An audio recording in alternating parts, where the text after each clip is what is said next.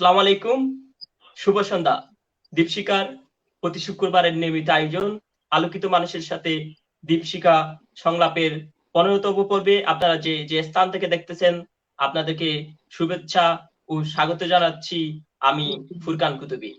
অনুষ্ঠান সম্পর্কে আপনার কোনো মতামত, অতিথির কাছে আপনার কোনো প্রশ্ন থাকলে কমেন্ট বক্সে কমেন্ট করুন। আমরা জানি আপনাদের বড় একটা অংশ কুতুবদিয়ার বিভিন্ন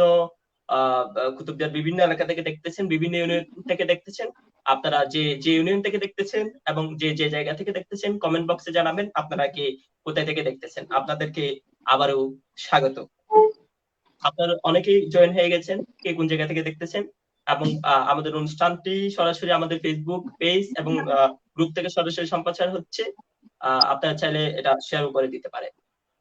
আমরা চলে যাব অনুষ্ঠানের মূল পর্বে। আজকে আমাদের অতিথি হিসেবে যুক্ত হয়েছেন 15তম পর্বে কুতুবদিয়ারই সন্তান, আপনাদেরই সুপরিচিত বাংলাদেশ ব্যাংকের উপ মহাব্যবস্থাপক ডিজিএম মোহাম্মদ সাব্বিরুল আলম চৌধুরী। আপনাকে আমাদের অনুষ্ঠানে স্বাগত। এবং আমাদের সাথে আরো যুক্ত হয়েছেন অতিথি মেয়ে, বাংলাদেশ টেলিভিশনের তালিকাভুক্ত শিল্পী, চট্টগ্রাম বিশ্ববিদ্যালয়ের দ্বিতীয় বর্ষের শিক্ষার্থী নাসরাতুন নায়েক। এবং আমি ফুরকান কুতুবী আপনাদেরকে আবারও স্বাগত জানাচ্ছি। আপনারা কি কোন জায়গা থেকে দেখতেছেন কমেন্ট বক্সে জানাবেন। ততক্ষণের মধ্যে আমরা ফিরে আসতেছি।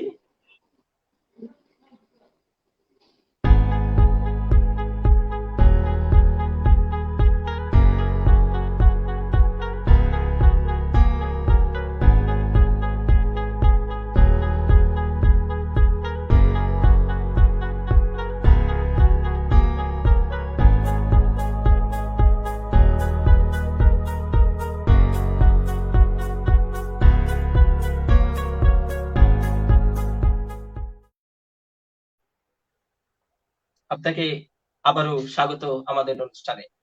কেমন আছেন? আলহামদুলিল্লাহ, ভালো আছি। আমাদের সাথে অনেকেই অলরেডি যুক্ত হয়ে গেছেন, অনেকেই আপনাকে দেখতেছেন। সকলকে আবারও স্বাগত। একজন কাতার থেকে দেখতেছেন, কামরুল হাসান নামের একজন কুতুবদিয়া থেকে দেখতেছেন, এম এ মিসবা নামের একজন কক্সবাজার থেকে দেখতেছেন। আপনারা কে কোন জায়গা থেকে দেখতেছেন জানাবেন। আজকের পর্বে আমরা আলোচনা করব বাংলাদেশের অর্থনীতিতে ব্যাংকিং খাতের ভূমিকা, করোনা পরবর্তী আমাদের অর্থনীতি কিরকম দাঁড়াবে, ব্যাংকিং এ যারা ক্যারিয়ার করতে চান তাদের জন্য উপদেশ, তাদের জন্য দিক নির্দেশনা, অতিথির জীবনের সফলতার গল্প, কুতুবদিয়ার সাংস্কৃতিক দিককে কিভাবে এগিয়ে নেওয়া যায় সে বিষয়ে কথা এবং আরো বিবিধ আপনাদের প্রশ্ন নিয়ে আমরা আলোচনা করব। আপনারা যে জায়গা থেকে দেখতেছেন জানাবেন এবং আপনাদের কোনো প্রশ্ন থাকলে কমেন্ট বক্সে কমেন্ট করবেন। আমাদের সাথে আজকে স্পেশাল যুক্ত হয়েছেন বাংলাদেশ টেলিভিশনের তালিকাভুক্ত শিল্পী নাজরাতুন নাইম দিবা।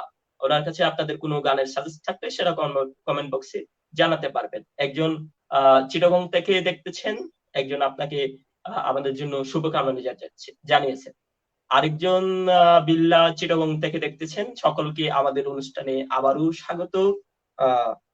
আমরা চলে যাব অনুষ্ঠানের প্রশ্নোত্তর পর্ব। আমরা প্রথমেই শুনবো কুতুবদিয়ার ধুলোমাখা পরিবেশ থেকে উঠে এসে আজকে বাংলাদেশ ব্যাংকের ডিজিএম এবং আপনার জীবনের এই গল্পটা, আপনার স্কুল জীবন, শিক্ষা জীবন, এই গল্পটা আমরা প্রথমেই শুনবো। তার আগে আমি জানিয়ে রাখতেছি আদিল চৌধুরী আমাদের উপদেষ্টা আপনাকে সালাম জানিয়েছেন। আদিল ভাই, আমরা আপনার জীবনের গল্পটা শুরু থেকেই আজকের দিন পর্যন্ত শুনবো।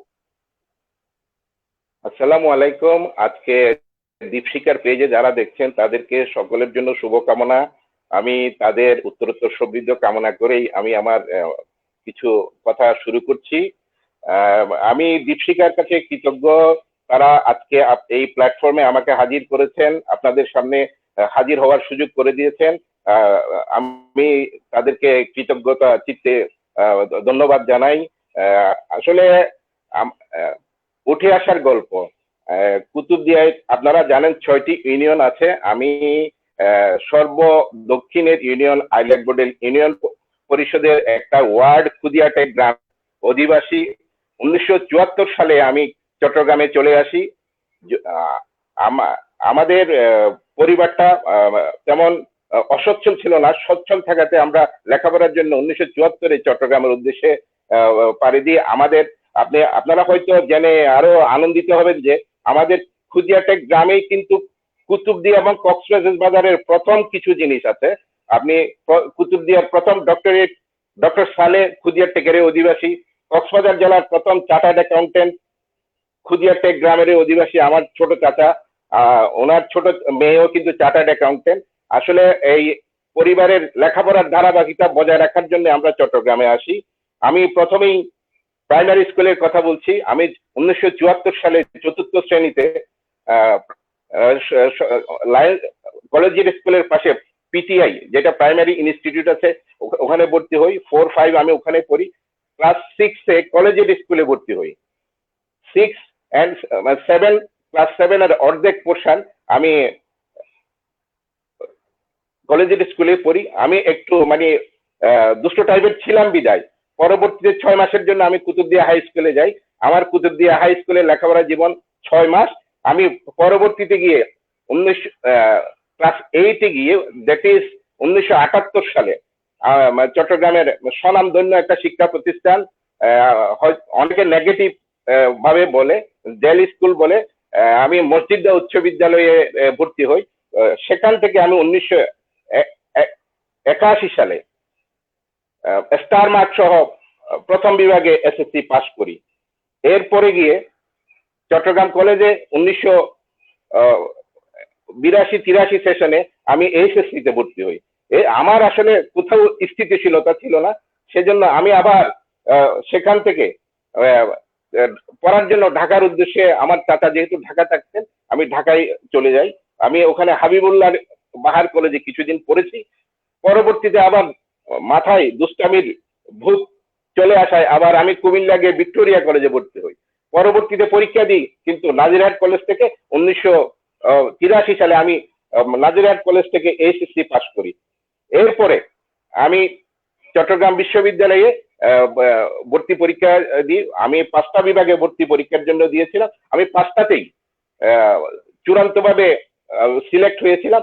তন্মধ্যে আমি লোক প্রশাসন বিভাগে ভর্তি হই। লোক প্রশাসন বিভাগ থেকে আমি সম্মান সহ স্নাতকোত্তর ডিগ্রি পাশ করি। এরপরে আবার মাঝখানে আমি আইনে স্নাতক ডিগ্রি করি চট্টগ্রাম বিশ্ববিদ্যালয়ের অধীনেই। আর পরবর্তীতে 1993 সালে আমি বাংলাদেশ ব্যাংকে যোগদান করি। বাংলাদেশ ব্যাংকে যোগদানের পর আমার আরো কিছু লেখাপড়া করি আমার চাকরির ক্যারিয়ারের স্বার্থে। আমি বিজনেস অ্যাডমিনিস্ট্রেশনে আন্তর্জাতিক ইসলামী বিশ্ববিদ্যালয় চট্টগ্রাম হতে ব্যবসা প্রশাসনে স্নাতকোত্তর ডিগ্রি লাভ করি। এরপরে আরো কিছু, যেহেতু দেশ মডার্ন হচ্ছে, আইটির দিকে এগোচ্ছে, সেজন্য আমি পুনরায় ডিপ্লোমা ইন কম্পিউটার সায়েন্স উপর একটা ডিপ্লোমা ডিগ্রি নিই, যেটা আমার এখনো কাজে লাগছে। আমি মনে হয় আমার বাংলাদেশ ব্যাংকের আমি যে অফিসে আছি, আমি মনে হয় প্রথমে 1997 সালে কম্পিউটারে হাত দিই, এবং আমি তখন থেকেই কম্পিউটারে কাজ করি। এখনো ইনশাল্লাহ সমান্তরালে এই বয়সেও আমি কম্পিউটারে কাজ করে যাচ্ছি। এই হচ্ছে আমার এই শিক্ষা জীবন এবং চাকরিতে ঢোকা। তারপর আপনি কত সালে ব্যাংকে জয়েন করছিলেন? 1993 সালের মে মাসে। আপনি কোন পজিশনে জয়েন করছিলেন, এখন কোথায় আছেন? আমি অফিসার পদে জয়েন করি, এখন উপমহাব্যবস্থাপক পদে আছি। তন্মধ্যে সহকারী পরিচালক, উপপরিচালক, যুগ্ম পরিচালক। এখন 2017 সালে আমি ডিজিএম পদে পদোন্নতি পাই। সামনে জেনারেল ম্যানেজার পদ হয়তো পাবো। চাকরি যেহেতু আরো 5 বছর প্লাস আছে, তখন আমি আশা করতে পারি যে আমি হয়তো আরো কিছু জীবনে উন্নতির দিকে যেতে পারি, যদি আল্লাহ সহায় হন। আমরা আপনার শুভ কামনা করি। একই সাথে আপনি আমার স্কুলেরই বড় ভাই, সেই হিসেবে আমি বড় ভাই হিসেবে সম্বোধন করতে পারি কুতুবদিয়া হাই স্কুলের, আমার কুতুবদিয়া হাই স্কুল থেকে। আমাদের সাথে অনেকেই যুক্ত হয়ে গেছেন, আমি তাদেরকে একটু স্মরণ করার চেষ্টা করতেছি। আদিল চৌধুরী, আপনার হয়তো পরিচিত, উনি আপনাকে সালাম জানিয়েছেন। দীপশিকার প্রতিষ্ঠাকালীন সেক্রেটারি এজামুদ্দিন ভাই আপনাকে সালাম জানিয়েছেন, শুভেচ্ছা জানিয়েছেন। দীপশিকার বর্তমান সভাপতি আব্দুল মজিদ আপনাকে সালাম এবং শুভেচ্ছা জানিয়েছেন। আনিসুল মুস্তফা নামের একজন আপনাকে দেখতেছেন। নাসমুস সাকিব চাঁদগাঁও থেকে দেখতেছেন, কুতুবদিয়া থেকে দেখতেছেন। ইউনুস সাব্বির ভাই আপনাকে মিয়ারগুনা থেকে একজন দেখতেছেন। বড় মামা নামে একজন আপনাকে সম্বোধন করে বলেছেন। বদরার থেকে একজন দেখতেছেন। ইপিজেড থেকে একজন দেখতেছেন। সকলের নাম স্মরণ করতে পারতেছি না। আনোয়ার মারুফ নামের একজন হয়তো আপনার খুবই পরিচিত, আপনার জন্য অনেক শুভকামনা জানিয়েছেন। আমরা আমাদের সাথে, আমরা যারা দেখতে পাচ্ছেন কোন জায়গা থেকে দেখতেছেন আমাদেরকে জানাবেন। আমাদের সাথে আরেকজন অতিথি যুক্ত হয়েছেন, আমরা তাকে একটু স্ক্রিনে আনবো। ওনার পরিচয় আমরা অনুষ্ঠানের শুরুতে দিয়েছি। ওনার বাংলাদেশ টেলিভিশনের তালিকাভুক্ত শিল্পী, চট্টগ্রাম বিশ্ববিদ্যালয়ের 2য় বর্ষের শিক্ষার্থী নাসরাতুন নাইম তিবা। আমাদের আজকের পর্বে ওনার কতগুলো গান থাকবে, আপনারা যদি কোনো গান শুনতে চান সেটা কমেন্ট বক্সে জানাবেন। আমরা চলে যাব রেগুলার প্রশ্নে। আব্দুল মান্নান আপনাকে লন্ডন থেকে সালাম জানিয়েছেন এবং গিয়াসউদ্দিন আপনাকে থ্যাঙ্কস জানিয়েছেন সৌদি আরব থেকে। আমাদের হ্যাঁ, আপনাকে লন্ডন থেকে জানিয়েছেন, একজন সৌদি আরব থেকে জানিয়েছেন। আমরা আমরা আমরা শুনবো জাতীয় অর্থনীতিতে ব্যাংকিং খাতের কি ভূমিকা, আমাদেরকে একটু বিস্তারিত বলবেন। আসলে জাতীয় অর্থনীতিতে ব্যাংকিং খাতের ভূমিকা, ব্যাংকিং খাত ছাড়া তো আসলে মূলত অর্থনীতি অচল। আমি এখানে আসলে ব্যাংকিং খাত বলতে 4 ধরনের ব্যাংক আছে। একটা হচ্ছে কেন্দ্রীয় ব্যাংক, আর একটা বাণিজ্যিক ব্যাংক, একটা বিশেষায়িত ব্যাংক, আর একটা হচ্ছে আর্থিক প্রতিষ্ঠান। এখানে আমি যে প্রতিষ্ঠানে চাকরি করি ওটা কেন্দ্রীয় ব্যাংক। আমাদের মূল কাজ হচ্ছে রেগুলেটরি কাজ। আমরা বিভিন্ন পলিসি বাস্তবায়ন করি, আমরা ব্যাংকগুলোকে সুপারভিশন করি। আমি একটু সংক্ষেপে কেন্দ্রীয় ব্যাংকের কাজগুলো বলছি। মুদ্রানীতি প্রণয়ন ও বাস্তবায়ন করা, কৃষিনীতি প্রণয়ন, আর্থিক প্রতিষ্ঠান সুপারভিশন, ব্যাংক সুপারভিশন, তারপরে ফরেন রিজার্ভ যেটা আছে ওইটার ম্যানেজমেন্ট, তারপরে নোট ইস্যু করা, এই বাজারে যে নোট প্রচলন হচ্ছে নোট ইস্যু করা বাংলাদেশের কাজ। তারপরে পেমেন্ট সিস্টেম নিয়ন্ত্রণ, পেমেন্ট সিস্টেম বলতে ই পেমেন্ট, এই যে আমরা বিকাশের পেমেন্ট পাচ্ছি, নগদের পেমেন্ট পাচ্ছি, বিভিন্ন ইলেকট্রনিক ফান্ড ট্রান্সফার পাচ্ছি, ওটা আমাদের একটা ডিপার্টমেন্ট আছে পেমেন্ট সিস্টেম ডিপার্টমেন্ট। এটা তারাই নিয়ন্ত্রণ করে, তারাই পলিসি ফর্মুলেট করে, তারাই সুপারভিশন করে। আবার আমরা আরেকটা কাজ করি বাংলাদেশ ব্যাংক, আমরা সরকারের ব্যাংক। আমরা সরকারের ব্যাংক মানি সরকারের যত টাকা লাগে, সরকারের টাকা থাকুক আর না থাকুক বাংলাদেশ ব্যাংক দিতে বাধ্য। বাংলাদেশ ব্যাংক এই কাজটা করে। তারপরে আরেকটা বিষয় এখন আমরা 2012 সাল থেকে যুক্ত হয়েছে, এটা হচ্ছে মানি লন্ডারিং যেটা হয় ওইটা প্রিভেন্ট করা, মানে মুদ্রা পাচার। তারপরে আরেকটা সফটওয়্যার আমাদের আছে, পুরা বাংলাদেশের ঋণ গ্রহীতাদের আমাদের ইনফরমেশন আছে, ওইটা একটা ডিপার্টমেন্ট আছে আমাদের, ক্রেডিট ইনফরমেশন ব্যুরো। ওইটাতে আপনি এনআইডি দিলে সবকিছুই আপনার তথ্য এক নাগারে চলে আসবে। আরেকটা বিষয় আছে, আমরা বাংলাদেশ সরকারের ফরেন এক্সচেঞ্জ রেগুলেশন অ্যাক্টের মাধ্যমে আমরা পুরা বাংলাদেশের ফরেন এক্সচেঞ্জ ট্রানজেকশনকে মনিটর করি। আরেকটা নতুন ডিপার্টমেন্ট আমাদের হয়েছে ডিপোজিট ইন্স্যুরেন্স স্কিম, যেটা হচ্ছে কোনো ব্যাংক যদি কোনো ফেল করে তখন আমরা ওই ব্যাংকের ডিপোজিটরদের টাকাটা আমরা দেওয়ার জন্য একটা ব্যবস্থা আছে। এটা অনেকটা মানে বাইরের ইন্স্যুরেন্সের মতো। এই ইন্স্যুরেন্সটা হচ্ছে এখানে একটা সীমাবদ্ধতা আছে, সীমাবদ্ধতা হচ্ছে আমরা সর্বোচ্চ 1 লাখ টাকা পেমেন্ট করি। যদি কোনো ব্যক্তি কোন একটা ব্যাংক ধরেন দেউলিয়া হয়ে গেল, তখন ব্যাংকে 10,000 টাকা আছে, আমরা 10,000 টাকা পেমেন্ট করব। কিন্তু একজনের যদি 1,10,000 থাকে, তখন আমরা তাকে 1 লাখ টাকা সর্বোচ্চ পেমেন্ট দিতে পারি। এই সুযোগ, এইটার জন্য আমাদের একটা ডিপার্টমেন্ট কাজ করে। তারপরে এখন আমরা তো কেন্দ্রীয় ব্যাংকের কাজ করি। কেন্দ্রীয় ব্যাংকে কিন্তু সাধারণ জনগণ এমনি হয়তো নোট প্রচলন, নোট ছেঁড়া নোট বদলানো, ফ্রেশ নোটের জন্য আসতে পারে, কিন্তু এই মূল কাজগুলা করে কিন্তু বাণিজ্যিক ব্যাংক। বাণিজ্যিক ব্যাংক বলতে সোনালী, জনতা, অগ্রণী, বিভিন্ন প্রাইভেট ব্যাংক যেগুলো আছে তারা মূল কাজগুলাই করে। আমরা তাদেরকে মনিটর করি, তাদেরকে গাইডলাইন দিই, আমাদের বিভিন্ন ডিপার্টমেন্টের সার্কুলার মাধ্যমে আমরা নিয়ন্ত্রণ আরোপটা রাখি। তাদের মূল কাজটা হচ্ছে, প্রথম কাজ ডিপোজিট গ্রহণ করা, এরপরে ঋণ প্রদান করা, তারপরে কারো আছে তখন তাদেরকে ওভারড্রাফট ফেসিলিটি দেওয়া, কেউ ফরেন বিল আছে বিল ডিসকাউন্ট করে তাদেরকে টাকা দেওয়া, বিভিন্ন এজেন্সি ফাংশন করি, বিভিন্ন ইউটিলিটি বিল যেমন ওয়াসার বিল, যেমন পিডিবির বিল, ওই বিলগুলা কিন্তু তারা সংগ্রহ করে বিভিন্ন ডিপার্টমেন্টের পক্ষে। এখন আরো কিছু কাজ আছে, role of central bank, role of commercial bank. এখন আমি ইয়েটা বলেছি, যেমন এটিএম, এমএফএস, ইএফটি এগুলা বলেছি। তারপরে কিছু কাজ আছে, যেমন আমরা নতুন নতুন ডিপার্টমেন্টের মাধ্যমে এসএমই ডিপার্টমেন্ট আছে। এসএমই ডিপার্টমেন্ট হচ্ছে যে আমরা স্মল মিডিয়াম এন্টারপ্রাইজের বিভিন্ন একটা লিমিটেশন আছে, তাদেরকে আমরা ঋণ দিয়ে তাদেরকে আমরা মোবিলাইজ করার চেষ্টা করি, আমরা এই সেক্টরটাকে ডেভেলপের জন্য চেষ্টা করি। তারপরে আমাদের আরেকটা ডিপার্টমেন্ট আছে financial inclusion department. Financial inclusion means এখানে অনেকে আছে ব্যাংকের দূরগোড়ায় যেতে পারে না, আমরা তাদেরকে ব্যাংকের সাথে কানেক্ট করার সুযোগ করে দিয়েছি। যেমন প্রত্যেকটা স্কুলের স্টুডেন্টদের জন্য আমরা একটা পলিসি করেছি। এই পলিসিটা হচ্ছে যে বাচ্চারা প্রত্যেকটা ব্যাংকে গিয়ে স্কুল ব্যাংকিং অ্যাকাউন্ট করতে পারবে, তাদের জন্য কোনো খরচ কাটা হবে না, বরং যে টাকাটা জমা থাকবে ওইটার উপর তাদের সমস্ত সেভিংস অ্যাকাউন্টে সর্বোচ্চ সুদ দিবে। এটা হচ্ছে স্কুলে বাচ্চাদের জন্য। তারপরে 10 টাকার অ্যাকাউন্ট আছে, যে কৃষকদের অ্যাকাউন্ট আছে। আমরা আমরা চাচ্ছি মানে প্রত্যেকটা ব্যাংক, প্রত্যেকটা লোক এই ব্যাংকের কানেকশনে চলে আসুক থ্রু এনআইডি। তারপরে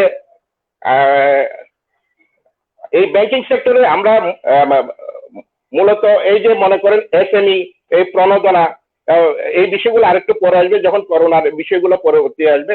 মূলত এইটাই হচ্ছে, এইগুলোর মাধ্যমে আমরা অর্থনীতিতে এবং জিডিপিতে বাংলাদেশ ব্যাংক, কমার্শিয়াল ব্যাংক, বিভিন্ন ব্যাংক, আর্থিক প্রতিষ্ঠান আমরা এই অবদানটা রাখি। এইটাই হচ্ছে মানে সামারিতে অর্থনীতিতে ব্যাংকের রোল। হ্যাঁ ফোরকান। ধন্যবাদ। ধন্যবাদ। আমাদের কাছে আরো অলরেডি অনেকে যুক্ত হয়ে গেছেন, আমরা একটু তাদেরকে স্মরণ করার চেষ্টা করতেছি। একজন প্রশ্ন করেছেন, আমি প্রশ্নটা একটু পরে নিব।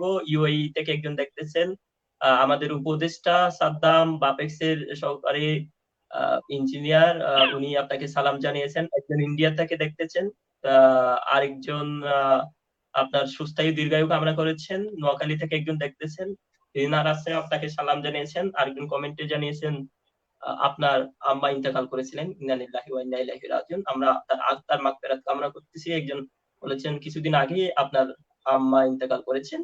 আরো কিছু প্রশ্ন আছে, আমরা প্রশ্নগুলা নিব এবং হচ্ছে যে আসলে আসলে প্রশ্ন না, কারো কিছু জানার থাকলে যদি জানা থাকে আমি জানাতে চেষ্টা করব। এখানে এটা হচ্ছে নলেজ শেয়ারিং এর বিষয়টা। হ্যাঁ জি জি জি, আমাদের কাছে অনেকগুলা জানার প্রশ্ন এসেছে, আমরা নিব। তার আগে আমরা শুনবো, আমরা তিবাকে স্ক্রিনে ডেকে নিব। দীপশিকা এবং দীপশিকা নামের সাথে রিলেটেড একটা গান নিয়ে ও আসবেন, আমরা একটু তাকে স্ক্রিনে ডেকে নিচ্ছি। আপনি একটু পরিচয় করিয়ে দেন। হ্যাঁ, স্ক্রিনে এখন যাকে দেখতে পাচ্ছেন সে হচ্ছে নাজরাতুন নাইম তিবা, আমার একমাত্র মেয়ে। সে চট্টগ্রাম বিশ্ববিদ্যালয়ে গণযোগাযোগ ও সাংবাদিকতা বিভাগে 2য় বর্ষের ছাত্রী। সে বিভিন্ন মিডিয়াতে গান করে, সে বাংলাদেশ টেলিভিশন ঢাকার তালিকাভুক্ত শিল্পী। হ্যাঁ তিবা, তোমার গান শুরু করতে পারো। শুভ সন্ধ্যা সবাইকে, আসসালামু আলাইকুম। হ্যাঁ, শুনতে পাচ্ছি। আমি প্রথমেই মান্নাদের একটি গান দিয়ে শুরু করছি। দীপশিখা পেজের সকল দর্শককে আজকে শুভকামনা জানিয়ে দীপশিখা নামের সাথে মিল রেখে একটি গান, মান্নাদের একটি গান, খুবই জনপ্রিয় একটি গান গাইছি।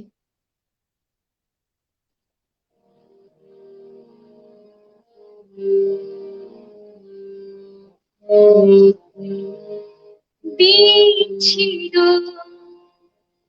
শিখা ছিল, শুধু তুমি ছিলে না বলে আলো জ্বলল না। ভাষা ছিল, কথা ছিল, কাছে ডাকলে না বলে মন কথা বলল না। দ্বীপ ছিল, শিখা ছিল,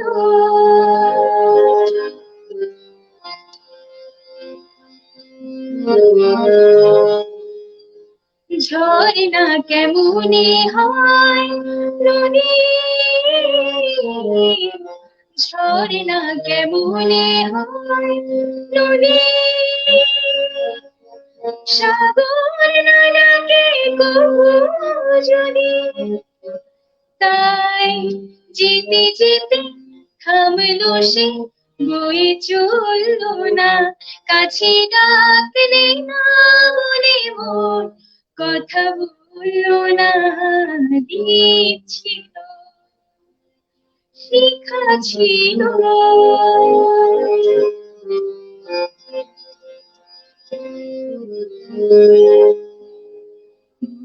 ভরা শানি মন আমার শুধু শুধু কাছে এলো, পারলো না দিতে কিছু উপহার। বুক ভরা শানি মন আমার শুধু শুধু কাছে এলো, পারলো না দিতে কিছু উপহার। যে মালা ফুল গেছে ঝরে, যে মালা ফুল গেছে ঝরে, রেখেছে সে ফুল বুকে করে, তার এই ফুল রয়ে গেল, কেউ ধরলো না, কাছে ডাকলে না বলে মন কথা বললো না। দিন ছিল, শিখা ছিল, শুধু তুমি ছিলে না বলে আলো জ্বললো না। ভাষা ছিল, কথা ছিল, কাছে ডাকলে না বলে মন কথা বললো না।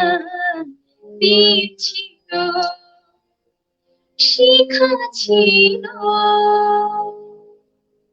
ধন্যবাদ সবাইকে। অসংখ্য ধন্যবাদ।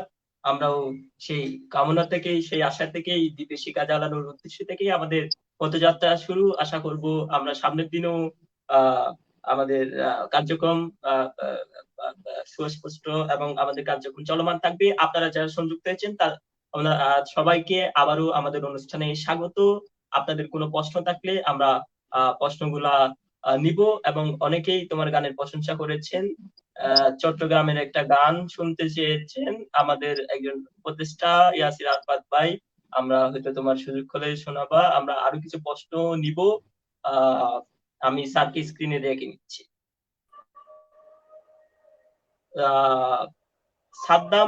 সাদ্দাম ভাই ডক্টর সালের কথা কুতুবদিয়ার প্রথম আপনার মুখে শুনলেন, বিখ্যাত মানুষের মুখে। আমরা চেষ্টা করতেছি ওনাকে নিয়ে আসার জন্য। আমরা ইনশাল্লাহ সামনের দিনে ওনাকেও নিয়ে আসবো সাদ্দাম ভাই। এবং অনেকেই দিবার গানের জন্য শুভকামনা জানিয়েছেন, আমরাও শুভকামনা জানাই। এবং অনেকেই বিভিন্ন গানের সাজেশন আসতেছেন, আমরা সময় পেলে সেসব গানগুলো শুনবো। আমরা শুনবো যে এই যে করোনা পরিস্থিতিতে পুরা বিশ্বের অর্থনীতি একটা ধাক্কা খেলো, বা বাংলাদেশের অর্থনীতিও বলা যায় যে বিরাট একটা ধাক্কা খেলো। বিশেষ করে এসএমই সেক্টরটা, স্মল, এই সেক্টরটা বিরাট একটা ধাক্কা খেলো। এই ধাক্কা কাটিয়ে উঠে কিভাবে আমাদের অর্থনীতি সামলাবে, আপনার মতামত, বা কেমন হতে যাচ্ছে আমাদের অর্থনৈতিক অবস্থা? হ্যাঁ, ঠিক আছে। আসলে কোভিড-19 এটা আমাদের একদিক দিয়ে যদি নেগেটিভ আকারে আমাদেরকে কিছু তৈরি করে, অন্যদিক দিয়ে কিছু পজিটিভ জিনিসও শিখিয়েছে আমাদেরকে। কিন্তু কোভিড-19 সকলকে হাত ধোয়া শিখিয়েছে, আমাদেরকে মুখে মাস্ক পরা শিখিয়েছে।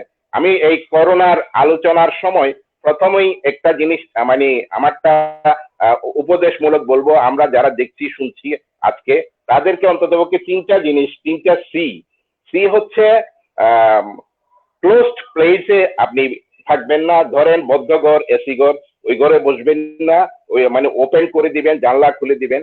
তারপরে আরেকটা হচ্ছে ক্রাউডেড প্লেস।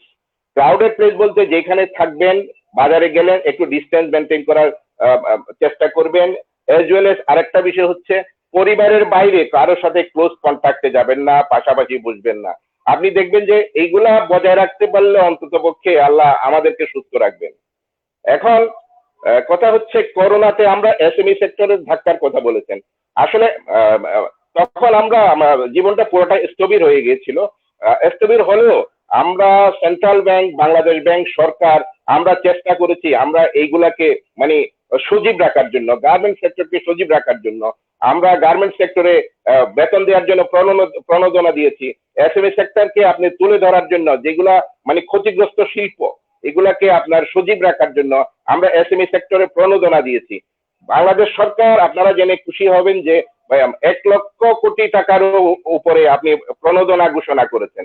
তার মধ্যে অনেক প্রণোদনা আছে যেগুলা আপনি একেবারে সহজ, যেমন এসএমই সেক্টরে যদি সুযোগ হয়, সময় হয়, আমি প্রণোদনা গুলো বলতে পারি। কি কি খাতে প্রণোদনা দিয়েছেন?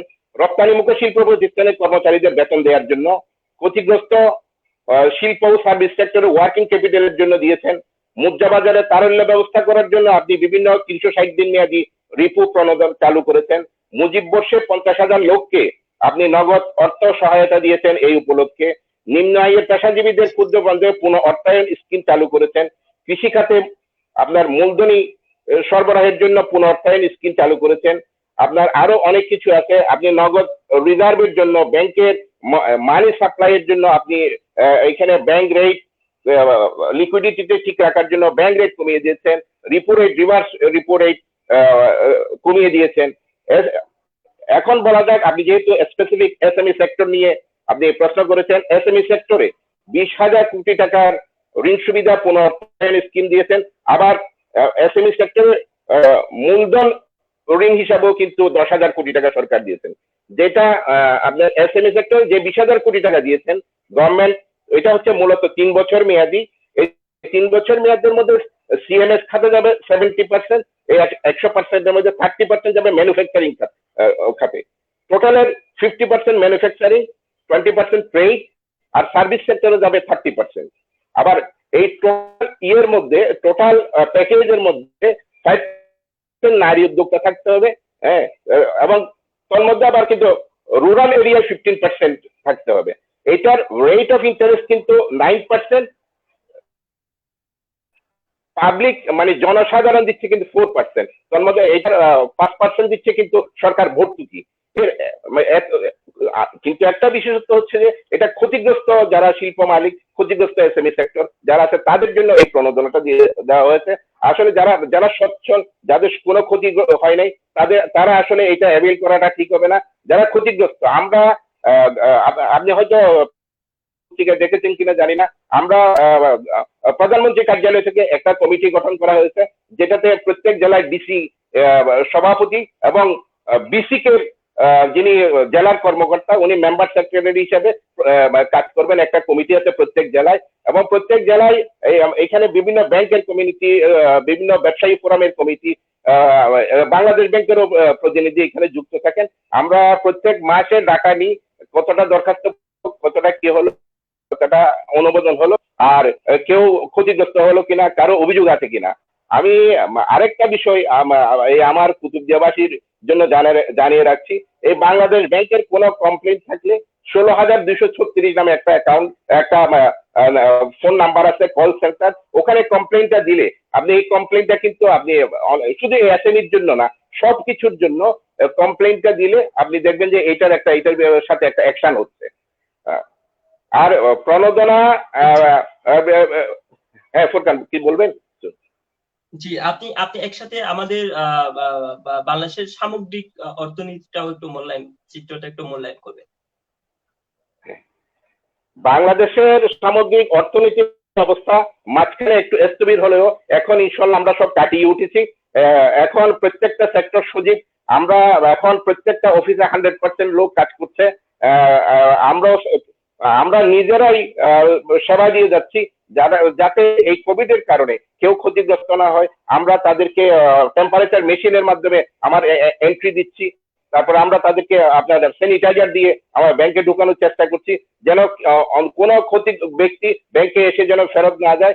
সার্বিক সেক্টরে কিছু কিছু তো আপনার ক্ষতিগ্রস্ত হবে, কিছু তো অবশ্যই, যেগুলো ছোট ছোট ফ্যাক্টরি গত 3 মাস কাজ করতে পারে নাই, যারা সাব কন্ট্রাক্টে কাজ করতো, তারা তো হয়তো তখন অর্ডার পায় নাই, তখন তাদেরকে সাব কন্ট্রাক্টেড গার্মেন্টস গুলাকে দিতে পারে না, তখন হয়তো কেউ কেউ ক্ষতিগ্রস্ত হয়েছে। এরপরও বাংলাদেশ ব্যাংক, গভর্নমেন্ট কিন্তু আপনার 5,000 কোটি টাকা এদের কর্মচারীদের বেতন দেওয়ার জন্য এই প্রণোদনা দিয়েছে। আপনি একটা অর্থনীতিতে আপনার অর্থনীতির স্টেজ হচ্ছে 4টা। অর্থনীতিবিদরা মনে করেন আপনি WVUL এই 4টা অ্যালফাবেটে কিন্তু আমার অর্থনীতির মূল্যায়নটা হয়। W হচ্ছে আপনার অর্থনীতি একবার ডাউন হলো, পরে হঠাৎ করে আবার উঠে গেল, আবার ডাউন হলো, আবার উঠে গেল। এরপরে বি। বি হচ্ছে কি, আপনি অর্থনীতি নিচে নামলেন, আবার হঠাৎ করে উপরের দিকে অর্থনীতি সচল হয়ে গেল। ইউটা হচ্ছে যে আপনি অর্থনীতি ইয়ে হলে একটু আবার স্থবির থেকে পরে আবার উঠে গেল। এলটা হচ্ছে যে আপনি ভালো অবস্থান থেকে খারাপ অবস্থানে চলে গেলেন। আমরা কিন্তু অনেকটা বি অবস্থানে আছি, অর্থনীতি মাঝখানে একটু নামছিল, আমরা আবার উঠে গেছি, কিন্তু আমরা এখন সচ্ছল সজীব, সবকিছু স্বাভাবিকভাবে চলছে। বাংলাদেশ দাঁড়িয়ে গেছে, ইনশাল্লাহ আগামীতে আরো ভালো করবে। ধন্যবাদ আমাদেরকে ইনফরমেশন দেওয়ার জন্য। আমাদের সাথে অলরেডি অনেকে যুক্ত হয়ে গেছেন, অনেকেই আপনাকে সালাম জানিয়েছেন, শুভকামনা জানিয়েছেন। খোকন ভাই বলে একজন সম্বোধন করে জিয়াউল করিম আপনাকে ধন্যবাদ জানিয়েছেন। হ্যাঁ, আমার ডাক নামটা খোকন। হ্যাঁ, দিবা, তোমার কাছে অনেকেই গান শুনতে চেয়েছেন, আমরা তোমার গান তুমি একটু প্রস্তুত হও, এরপরে আমরা আসবো তোমার কাছে। নারায়ণগঞ্জ থেকে একজন দেখতেছেন, দুবাই থেকে একজন দেখতেছেন, আগ্রাবাদ থেকে একজন দেখতেছেন, আরো বিভিন্ন জায়গা থেকে দেখতেছেন। আপনারা কে কোন জায়গা থেকে দেখতেছেন জানাবেন, এবং আপনাদের সকলকে আবারও আমাদের অনুষ্ঠানে স্বাগত। আমরা এখন শুনবো সবচেয়ে যেটা আমাদের প্রত্যাশিত প্রশ্ন, যে ব্যাংকে কেরিয়ার গড়ার ক্ষেত্রে আপনার কি সাজেশন। ব্যাংক নিয়োগের ক্ষেত্রে এখন বলা হয় বিসিএস এর পরে হচ্ছে ব্যাংকিং সেক্টরটা। এই সামগ্রিকভাবে ব্যাংকিং কেরিয়ার, ব্যাংকিং নিয়োগের ক্ষেত্রে প্রস্তুতি, এই বিষয়টা আমাদের মধ্যে স্টুডেন্ট যারা আছে সকলের জন্য সবচেয়ে বেশি জরুরি। আপনি একটু বিস্তারিত বলবেন। হ্যাঁ, হ্যাঁ, ধন্যবাদ ফুরকান। আসলে সমস্ত কেরিয়ারেই মানে ভালো চাকরি, যে চাকরিতে ঢুকে তার জন্য সেটাই সবচেয়ে বেস্ট সেরাই। এখন আসলে ব্যাংকিং কেরিয়ার না, সব কেরিয়ারের জন্য কিন্তু প্রস্তুতি অনেকটা একই, ইনক্লুডিং বিসিএস। একটা ছেলে যদি বিসিএস এর জন্য প্রস্তুতি নেয়, তখন আসলে সবকিছু হয়ে যায়। কিন্তু বিসিএস এর পরীক্ষার পদ্ধতিটা হচ্ছে লম্বা পদ্ধতি, অনেকেই ধৈর্য হারিয়ে ফেলে। কিন্তু মনে করি আর ব্যাংকিং কেরিয়ার, ব্যাংকিং নিয়োগটা হচ্ছে কি, অফিসার বা সরকারি কর্মকর্তা ব্যাংকের, এগুলো বাংলাদেশ ব্যাংকের একটা ডিপার্টমেন্ট আছে, ব্যাংকার সিলেকশন কমিটি, সচিবালয় নামে সেক্রেটারিয়েট। এটা বাংলাদেশ ব্যাংক সরকারের মালিকানাধীন, সরকারের নিয়ন্ত্রণে যে সমস্ত ব্যাংক আছে সব ব্যাংকের নিয়োগ কার্যক্রমটা করে থাকে। এটা আলহামদুলিল্লাহ আপনারা বলতে পারবেন যে যাবৎকালে ফেয়ার সিলেকশন এই পরীক্ষায় হয়ে থাকে। কারণ আমরা সরাসরি ব্যাংকের নিয়োগ কার্যক্রম পরিচালনা করি না, আমরা রিটেন পর্যন্ত আমরা তৃতীয় কোনো প্রতিষ্ঠানকে টেন্ডারের মাধ্যমে দিই, তারা করে, পরবর্তীতে আমরা ভাইভাটা বাংলাদেশ ব্যাংক নিয়ন্ত্রণ করে। বাংলাদেশ ব্যাংকের এখানে আমাদের উচ্চপদস্থ কর্মকর্তারা এটাতে থাকে। তবে কথা হচ্ছে যে প্রত্যেকটা, যেমন বাংলাদেশ ব্যাংকের একটা ডিপার্টমেন্ট, আর একটা যেগুলো বাংলাদেশ ব্যাংকের সরাসরি রিক্রুট, সেটা বাংলাদেশ ব্যাংকের এইচআর ডিপার্টমেন্ট কার্যক্রমটা চালায়। পদ্ধতি অনেকটা একই, বিএফসি রিক্রুটমেন্ট এবং বাংলাদেশ ব্যাংকের রিক্রুটমেন্ট পদ্ধতি একই। প্রথমেই ওই ধরেন একটা এমসিকিউ টাইপ হয়, এমসিকিউ পরে একই সাথে বাংলাদেশ ব্যাংকের পরীক্ষার মধ্যে একই সাথে রিটার্ন পরীক্ষাটা হয়ে যায়। এটা শুধু স্পেসিফিক বাংলাদেশ ব্যাংকের জন্য বলছি, বাংলাদেশ ব্যাংকের রিক্রুটমেন্টের জন্য। তখন এই পরীক্ষার খাতাটা মূল্যায়ন হয়। এখন ধরেন বাংলাদেশ ব্যাংক এই ক্ষেত্রে যদি এমসিকিউতে যারা পাস করবে না, রিটার্ন যদি 100-এ পায়, তখন তারা এলাও হবে না। কিন্তু সেই জন্য দুইটারই গুরুত্ব এখানে খুব বেশি। প্রথমে এমসিকিউতে টিকতে হবে, দেন রিটার্নে কোয়ালিফাই করতে হবে। কোয়ালিফাই মানে যেন তেন নাম্বার পেয়ে কোয়ালিফাই করলে হবে না, কারণ রিটার্নের মধ্যে সবচেয়ে বেশি মার্ক, মৌখিক পরীক্ষাতে কিন্তু অনলি 25 মার্কস। এখানে ধরেন রিটার্নে 100-র মধ্যে কেউ 75 পেলো, ভাইভাতে গিয়ে 15 পেলো, সে কিন্তু 90 হয়ে যাচ্ছে। কিন্তু একজন ভাইভাতে 25-এ 25 পাইলো, এইখানে যদি 50 পায় তখন কিন্তু 75 হয়ে যাচ্ছে। সো যার রিটার্ন পরীক্ষাটা ভালো হয়েছে সে টিকবে। এটা হচ্ছে মানে আমাদের খুব মানে ফেয়ার একটা পদ্ধতি। এখানে যেই ভাইভা বোর্ডটা থাকে, যে ব্যাংকের রিক্রুটমেন্ট, সেই ব্যাংক থেকে উচ্চপদস্থ কর্মকর্তা থাকে, আমাদের ডেপুটি গভর্নর থাকে, আমাদের এক্সিকিউটিভ ডিরেক্টররা থাকে, আমাদের জিএম স্যাররা থাকে। এবং এটা আরো জেনে খুশি হবেন যে আপনার হয়তো ভালো লাগবে এটা শুনে, আমাদের বোর্ড যেটা নির্ধারণ হয়, এটা পরীক্ষার 15 মিনিট আগে কে কোন বোর্ডে পড়বে এটা নির্ধারণ হয়। সুতরাং কে কোন বোর্ডে আছে, কে কোথায় সুপারিশ করবে, এটা মানে জানার কোনো সুযোগ থাকে না। আর যেটা ব্যাংকার সিলেকশন কমিটি যেটা করে, এটার পদ্ধতিও একই। এটাতে সাধারণত মানে এমসিকিউ পরীক্ষাটা আগে নেয়, এমসিকিউ রেজাল্টের পরে রিটেন পরীক্ষাটা হয়, রিটেনের পরে ভাইবা পরীক্ষাটা হয়। ওই ভাইবা বলতে একই, মূল কথা হচ্ছে যে রিটেনে হাইয়েস্ট মার্ক নিয়ে আপনাকে কোয়ালিফাই করতে হবে। আর কেরিয়ারের জন্য বলেন ব্যাংকিং, আমি যেহেতু ব্যাংকিং কেরিয়ারে আছি আমি বলবো আমারটাই বেশ সেরা, আর যারা বিসিএস আছে তারা বলবে তারাটাই সেরা। ব্যাংকিং কেরিয়ার হলো সুবিধা হলো কি আমি এক জায়গায় থাকতে পারতেছি, যেমন আমি যেহেতু বাংলাদেশ ব্যাংকে চাকরি করি, আমি বিভাগীয় শহরের বাইরে আমাকে বদলি করার কোনো সুযোগ নাই। হ্যাঁ, কিন্তু ধরেন একজন বিসিএস যে আজকে ফার্স্ট হলো, তাকে হয়তো আপনি নেত্রকোনা পোস্টিং দিতে পারে কক্সবাজারের ছেলেকে, আমার ওই টেনশনটা নাই, আমি পরিবারের সাথে এখানে থাকতে পারতেছি, এটাই আমার লাভ। আর ব্যাংকিং কেরিয়ারে আপনি কেরিয়ার ডেভেলপমেন্টের জন্য অনেক কিছু আছে, ব্যাংকিং ডিপ্লোমা আছে, ওইটা রিক্রুটমেন্টের পরে করা যায়। অনেক ধরনের ক্রেডিট ইয়ে আছে, মানে এলসি ফরেন এক্সচেঞ্জের উপরে অনেক ট্রেনিং করা যায়। এই সমস্ত বিষয়গুলো কিন্তু আপনার ইয়ের আগেও করা যায়, মানে রিক্রুটমেন্টের আগেও করা যায়। রিক্রুটমেন্টের আগে থাকলে ভাইভাতে একটু সুবিধা হয়। কেউ যদি বলে আপনি ভাইভাতে যদি বলে আপনি কেন ব্যাংকে আসবেন, তখন এই বিষয়গুলো জানা থাকলে, মানে ব্যাংকের কাজগুলো জানা থাকলে, ফরেন এক্সচেঞ্জের কি কি ইনস্ট্রুমেন্ট আছে এগুলো জানা থাকলে তার জন্য ভাইভা পরীক্ষাটা সহজ হয়। এই হচ্ছে ব্যাংকিং কেরিয়ার নিয়ে কথা। প্রাইভেট ব্যাংকগুলো তারা নিজেরাই রিক্রুট করে। তবে একটা জিনিস মনে রাখবেন, প্রাইভেট ব্যাংক যারা কেরিয়ার প্ল্যানিং এর ক্ষেত্রে কেউ যদি মনে করে যে আমার চাকরি আমার বাবাই দিবে, মামাই দিবে, খালাই দিবে, এটা হলে আপনি মামা খালা যে চাকরি দিবে তখন ওইটার কিন্তু কোনো উন্নতি নাই। আপনি যে টেবিলে ঢুকবেন ওই টেবিলে থাকবেন অ্যাসিস্ট্যান্ট অফিসার হিসেবে প্রাইভেট ব্যাংকে। গভর্নমেন্ট কিন্তু ওখানে এমএলএস তো ঢুকানোর সুযোগ নাই। প্রাইভেট ব্যাংকে এইটা হয়।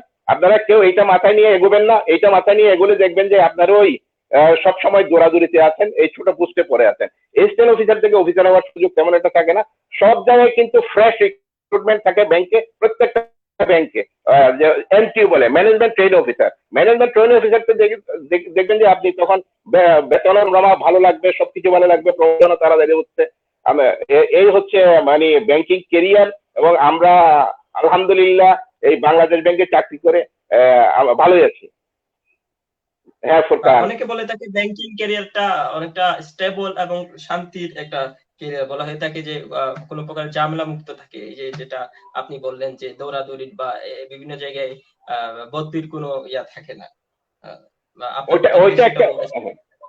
হ্যাঁ ওইটা একটা বিষয় আছে। আরেকটা বিষয় আছে কিন্তু এখানে রিস্কও কিন্তু আছে, আপনাকে ওইটাও মাথায় রাখতে হবে। আপনাকে চোখ কান নাক খোলা রেখেই কাজ করতে হবে। আপনি মুখস্থ সই দিলে কিন্তু চাকরিও চলে যাবে, আপনার জেলে ঢুকার সম্ভাবনা আছে। ব্যাংকিং ক্যারিয়ারে এই ধরনের ঝুঁকিও কিন্তু আছে। অন্যান্য ক্যারিয়ার কিন্তু এই ধরনের ঝুঁকি নাই। আপনি পুলিশে বলেন বিসিএস এ বলেন এই ঝুঁকিগুলো নাই। ব্যাংকিং ক্যারিয়ার যেহেতু আর্থিক ব্যবস্থা নিয়ে কাজ হয়, অর্থ কেলেঙ্কারিতে আসলেই আপনাকে দায়ী করে ফেলবে। হ্যাঁ ফুরকান। ধন্যবাদ। আপনারা যারা দেখতেছেন আপনাদেরকে আবারও স্বাগত জানাচ্ছি। আপনারা কোন জায়গা থেকে দেখতেছেন এবং আপনাদের কোনো প্রশ্ন থাকলে সেটাও কমেন্ট বক্সে জানাবেন। আমরা আবার চলে যাব তিবার কাছে। অনেকেই প্রশ্ন করেছেন, আমি তিবাকে একটু স্ক্রিনে আনার চেষ্টা করতেছি। তোমাকে আবারও স্বাগত। তোমার কাছে অনেকেই গান শুনতে চেয়েছেন, অনেকেই রবীন্দ্রসঙ্গীত শুনতে চেয়েছেন, তোমার যা ইচ্ছে। আচ্ছা, কিছুক্ষণ আগে একটি কমেন্ট দেখলাম, বলল আঞ্চলিক গান করতে। আমি একটি খুবই জনপ্রিয় আঞ্চলিক গান করছি, প্রত্যেকের পছন্দের গান। হ্যাঁ হ্যাঁ, ইয়াসির আরাফাত ভাই আঞ্চলিক গান শুনতে চেয়েছেন। ওকে, প্লে।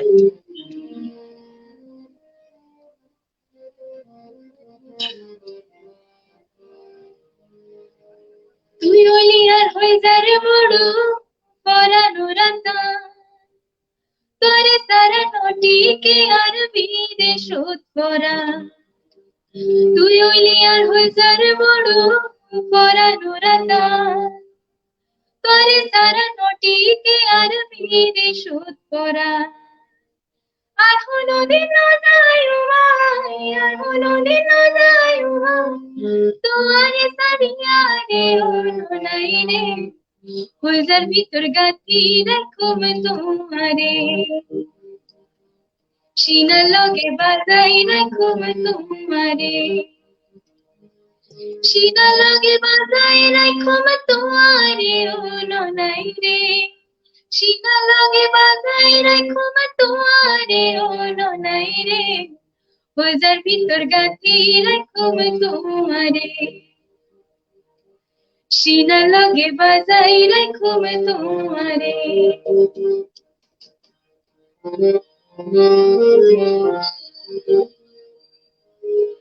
তুই হইলি আর মধুর হাসি মনের আশা, তোরে সারা হন্ডে পায়ো ভালোবাসা।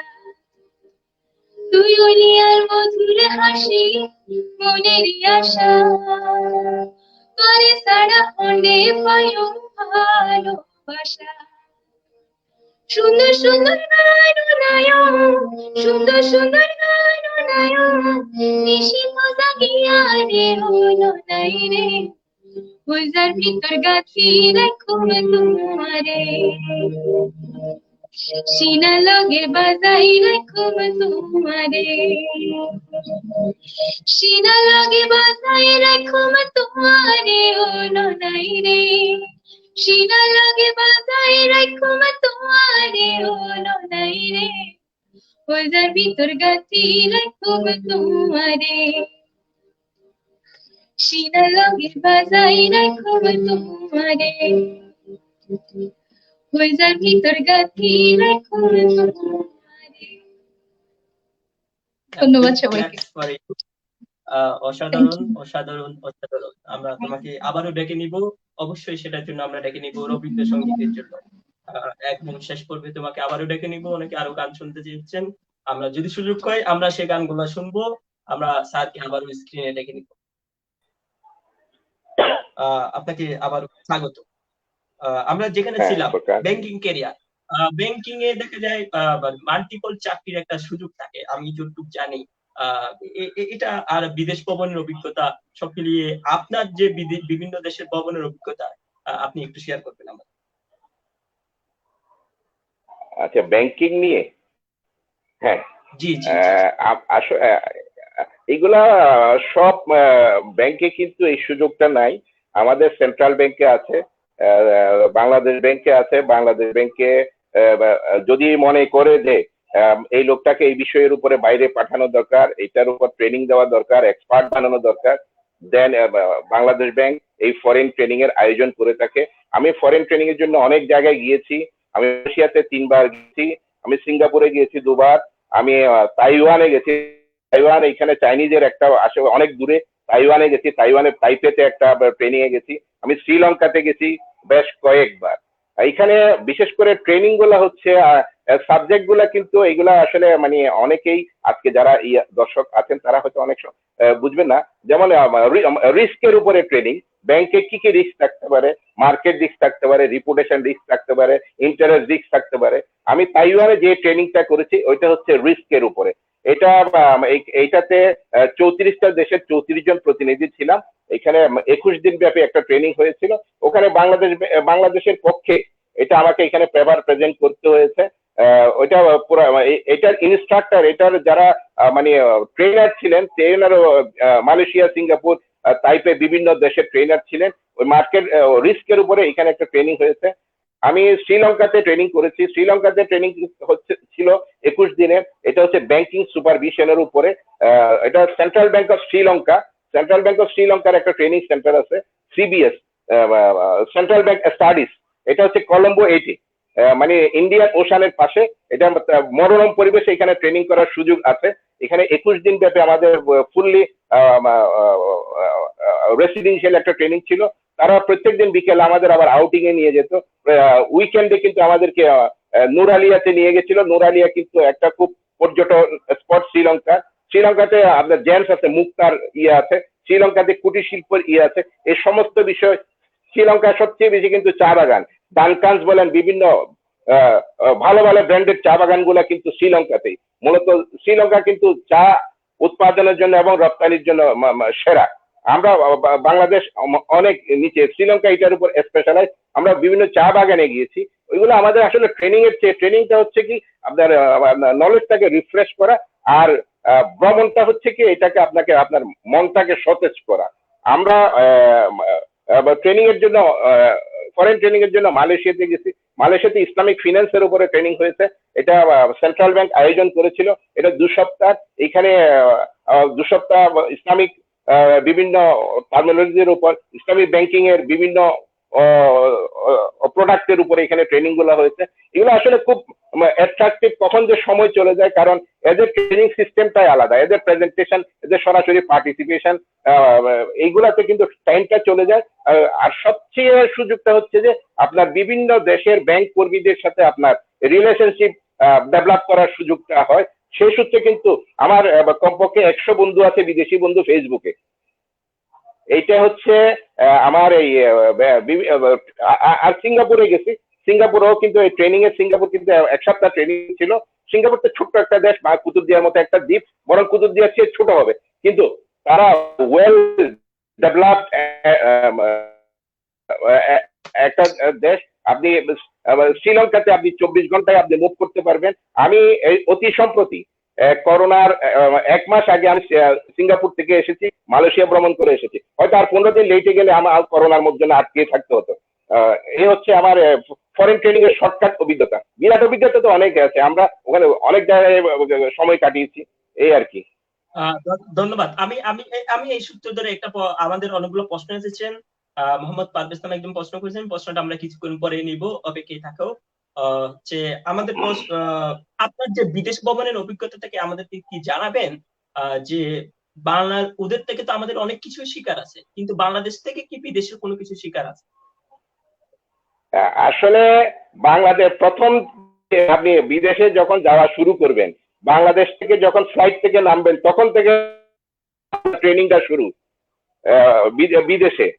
যেমন আপনি প্রথমে যে কিউতে দাঁড়াবেন, এই লাইন থেকে শুরু করে প্রত্যেকটা স্টেপে আপনাকে, আপনি এয়ারপোর্ট থেকে বেরোলেন, গাড়িও কিন্তু কিউতে, আপনি গিয়ে অ্যাডভান্স গিয়ে আরেকটা কিন্তু আপনি নিতে পারবেন না। সব জায়গায় আপনাকে সিস্টেমেটিক লাইন মতো, আপনার ওখানে কিন্তু আপনি ট্রাফিক ব্যবস্থা দেখবেন না, কিন্তু আপনি বেলাইনে গেলে সাথে সাথে এসে আপনাকে কিন্তু ধরে ফেলতেছে। সবকিছু শিক্ষণীয় আছে। তো তবে বাংলাদেশের মায়া মমতা আমাদের জন্য ভিন্ন জিনিস আর কি, বেশি দিন থাকলে যেটা ভালো লাগে না। এরপরেও আপনি যদি যান, বিদেশে যান, তখন মনটা বড় হবে বলে আমি মনে করি। কারণ ওখানকার গেলে, যেমন আমরা ওখান থেকে যাওয়া আসার পরে, যেমন আমার বাচ্চা ছোটটাও কিন্তু স্কুল থেকে সে ইয়েতে গেছে, মানে দিল্লি হয়ে আপনার চণ্ডীগড়ে গেছে।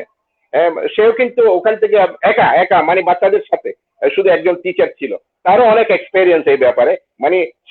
সে কিভাবে আপনার বোর্ডিং পাস নিতে হয়, কিভাবে আপনার ওই ইমিগ্রেশন ক্রস করতে হয়, এগুলো প্রত্যেকটা টপিকসে কিন্তু শিকার আছে। আমি ফ্লাইটে ঢাকা চিটাগং গেলাম, ওইটাতে কিন্তু কি শিক্ষণীয় কিছু নাই, ওখানে আপনি শিখতে পারবেন only to get boarding pass. কিন্তু আপনি যখন ইন্টারন্যাশনাল ফ্লাইটে উঠবেন, তখন থেকে শুরু হবে আপনার আসলে ট্রেনিং। এই জন্যই কিন্তু আমরা ট্রেনিং এ ফরেনে যাওয়ার এই আগ্রহী বেশি আর কি। কিন্তু বাংলাদেশে আসলে বাংলাদেশে এখন তো সরাসরি এই স্ক্রিনে কিছুই বলা যাচ্ছে না। বাংলাদেশে একটাই সুবিধা, আপনি বিদেশে যাবেন, মনটা বড় হবে আর সবকিছু নিয়ম নীতিগুলো শিখতে পারবেন, এইটাই। হ্যাঁ ফোরকান। হ্যাঁ, ধন্যবাদ আপনাকে। আমরা একটা প্রশ্ন নিব। মোহাম্মদ পারভেজ নামের একজন প্রশ্ন করেছেন যে ব্যাংক সেক্টরে চাকরির প্রতি ক্ষেত্রে অনার্স মাস্টারের সাবজেক্ট ম্যাটার করে না কেন? যেমন এডি স্ট্যাটিস্টিক্স এবং এডি ইকোনমিক্স পদ থাকলেও অন্য ক্ষেত্রে যে কোনো সাবজেক্টের লোক নেওয়া হয় কেন? আমি প্রশ্নটা স্ক্রিনে আনার চেষ্টা করতেছি, আপনি প্রশ্নটা যদি করতে পারেন। হ্যাঁ, আমি ওনার প্রশ্নটা বুঝেছি। আপনার ব্যাংক কিন্তু চালানোর জন্য, আপনি ব্যাংক চালানোর জন্য, আপনি নিয়ন্ত্রণের জন্য না, চালানোর জন্য কিন্তু আসলে সব সাবজেক্টের লোক করাই পারে। আপনারা যে সমস্ত কিছু ডিপার্টমেন্ট আছে, যেমন আমাদের বাংলাদেশ ব্যাংকে ধরতে গেলে বিআরপিডি আছে, ডস আছে, বাংলাদেশ ব্যাংকের ফরেন এক্সচেঞ্জ পলিসি ডিপার্টমেন্ট আছে, ওইগুলোতে কিন্তু স্পেশালাইজ লোক লাগে। আমাদের আবার গবেষণা ডিপার্টমেন্ট আছে, আমাদের পরিসংখ্যানের ডিপার্টমেন্ট আছে। এটা আসলে যে ইকোনমিক্স পারে সে কিন্তু পরিসংখ্যানও পারে, যে ম্যাথ পারে সে কিন্তু পরিসংখ্যানও পারে। হ্যাঁ, সেজন্য এই বিষয়টা ওপেন। সে কম্পিটিটিভ পরীক্ষার মাধ্যমে এসে তাকে ঢুকতে হচ্ছে। এরপরেও বাংলাদেশ ব্যাংক দুইটা ডিপার্টমেন্ট স্পেসিফিক নিয়োগ করে, পরিসংখ্যানের আছে তারা শুধু পরিসংখ্যানের কাজ করে, গবেষণা একটা বিভাগ আছে তারা শুধু ইকোনমিক রিক্রুটমেন্ট আছে, আইটির একটা ডিপার্টমেন্ট আছে শুধু আইসিটির লোক, মানে প্রোগ্রামার নিয়োগ করে, মেইনটেনেন্স ইঞ্জিনিয়ার নিয়োগ করে। আর বিসিএস এ যেমন স্পেসিফিক খাত, এখন স্পেশাল ক্যাডার অনেকটা নাই বললেই চলে। বাংলাদেশ ব্যাংকেও ঠিক তদ্রুপ। বিষয়গুলো ফলো করে। আর আপনি ধরতে এই ব্যাংকিং সেক্টরের এই সরকারি ব্যাংক এবং কমার্শিয়াল বাংলাদেশ ব্যাংকের নিয়োগগুলা আপনি 99.99% ফেয়ার সিলেকশন এটা ধরে নিতে পারেন। এখানে কোনো ধরনের স্বজন প্রীতি, কোনো ধরনের নেপোটিজম হওয়ার সুযোগ আছে নাই। এবং আপনারা কখনো কিন্তু পেপার পত্রিকায়ও এই বিষয়টা দেখেন নাই। হ্যাঁ, ধন্যবাদ ফুরকান। ধন্যবাদ। আমাদের কাছে অনেকগুলা প্রশ্ন আছে, প্রশ্নগুলা আমার কাছে কিছু প্রশ্ন আছে, প্রশ্নগুলা নিব, এবং কমেন্ট বক্সে কিছু প্রশ্ন আছে সেগুলাও আমরা ইনশাল্লাহ নিব। এবং আপনারা যারা দেখতেছেন, কোন জায়গা থেকে দেখতেছেন, আপনাদের কোনো প্রশ্ন থাকলে জানাবেন। এর মধ্যে আমরা একটা গান শুনে আসবো। স্ক্রিনে রেখে নিচ্ছি দিবাকে।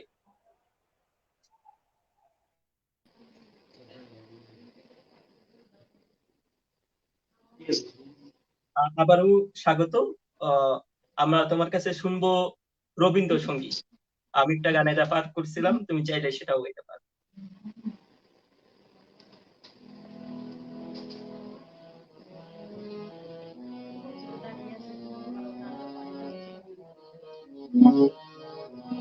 আচ্ছা, আমি আমার পছন্দ মতো একটি গাই, পরে যদি সুযোগ হয় তাহলে আপনার রিকোয়েস্টেডটা গাই। শিওর।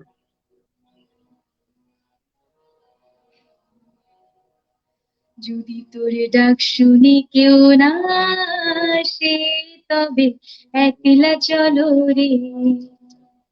যদি তোর ডাক শুনি কেউ না আসে, তবে একলা চলো রে। তবে একলা চলো, একলা চলো, একলা চলো, একলা চলো রে। তবে একলা চলো, একলা চলো, একলা চলো, একলা চলো রে। যদি তোর ডাক শুনি কেউ না আসে, তবে একলা চলো রে।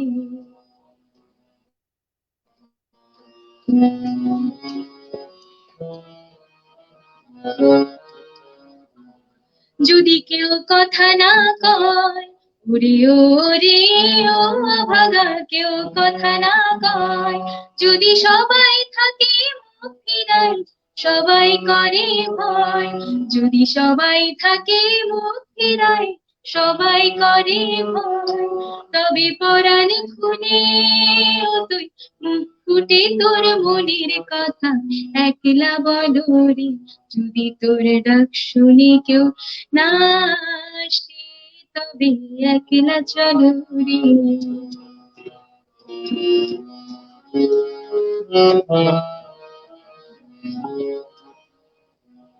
যদি সবাই ফিরে যায়, ওরে ওরে ও ভাগা, সবাই ফিরে যায়। যদি সবাই ফিরে যায়, ওরে ওরে ও ভাগা, সবাই ফিরে যায়। যদি গহন পথে যাবার কালে কেউ ফিরে না যায়, যদি গহন পথে যাবার কালে কেউ ফিরে না যায়, তবে পথের কাটা তুই রক্ত মাখা চরণ দলে একলা তরুরে। যদি তোর ডাক শুনি কেউ না আসে, তবে একলা চলো রে।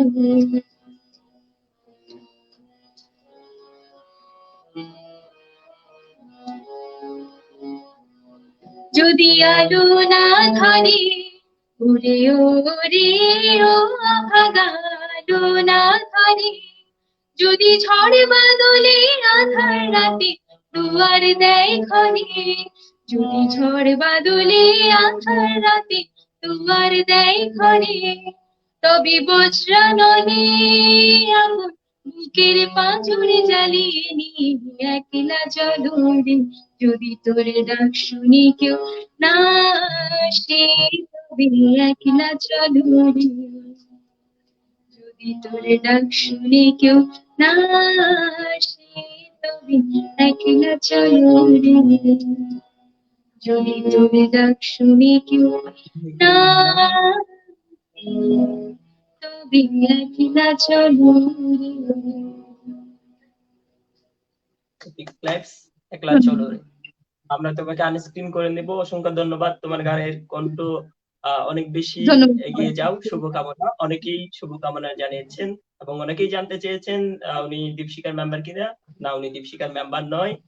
এবং দিবা হচ্ছে চট্টগ্রাম বিশ্ববিদ্যালয়ের সাংবাদিকতা বিভাগের 2য় বর্ষের শিক্ষার্থী। আপনাকে একজন ইয়া থেকে দেখতেছেন, নুরশাদ মামুন, আমার স্যার, উনি ইচ্ছাবাটেরই হচ্ছেন, উনি আপনাকে দেখতেছেন, শুভকামনা জানিয়েছেন। আমরাও তোমার জন্য অনেক বেশি শুভকামনা। স্যারকে ডেকে নিব। মামুন স্যার, আমেরিকা থাকে। আপনাকে হ্যাঁ আবার স্বাগত। আপনারা যারা দেখতেছেন ফুরকান, আপনাদেরকে আবারও স্বাগত।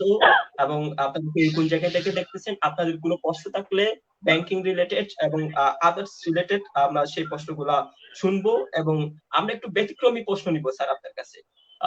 কুতুবদিয়ার সাংস্কৃতিক দিকটা এগিয়ে নেওয়ার ক্ষেত্রে আপনি কিভাবে দেখেন? আপনি পত্র-পত্রিকার মাধ্যমে যেভাবে খবর রাখেন, কি মনে করেন কুতুবদিয়া সাংস্কৃতিক ভাবে এগিয়ে নেওয়ার জন্য?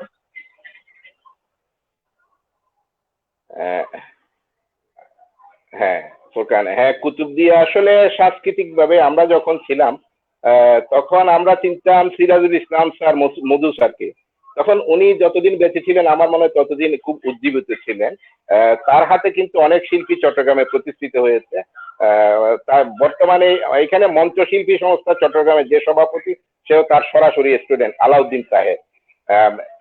আসলে এখন কুতুবদিয়া তিবা প্রথম যে গানটা গাইলো আর কি, দ্বীপ ছিল, শিকা ছিল, এই মাঝখানে দ্বীপ আর মাঝখানে যোগাযোগ ব্যবস্থার কারণে কিন্তু এই আলো না থাকায় বিষয়টা হয়ে ওঠে নাই। যোগাযোগ ব্যবস্থা যদি আরেকটু ডেভেলপ হইতো, এই যে সেন্ট মার্টিনে যাওয়ার যদি সি ট্রাক থাকে, আমাদের কুতুবদিয়া যাওয়ার জন্য হোয়াই ডেনিস হোয়াই স্পিড, এটা আসলে এখানে আজকে যারা সরকারের কর্তা ব্যক্তিরা হয়তো কেউ দেখে থাকলে এগুলোর দিকে আপনার চোখ নজর দেওয়ার জন্য আমি অনুরোধ জানাবো।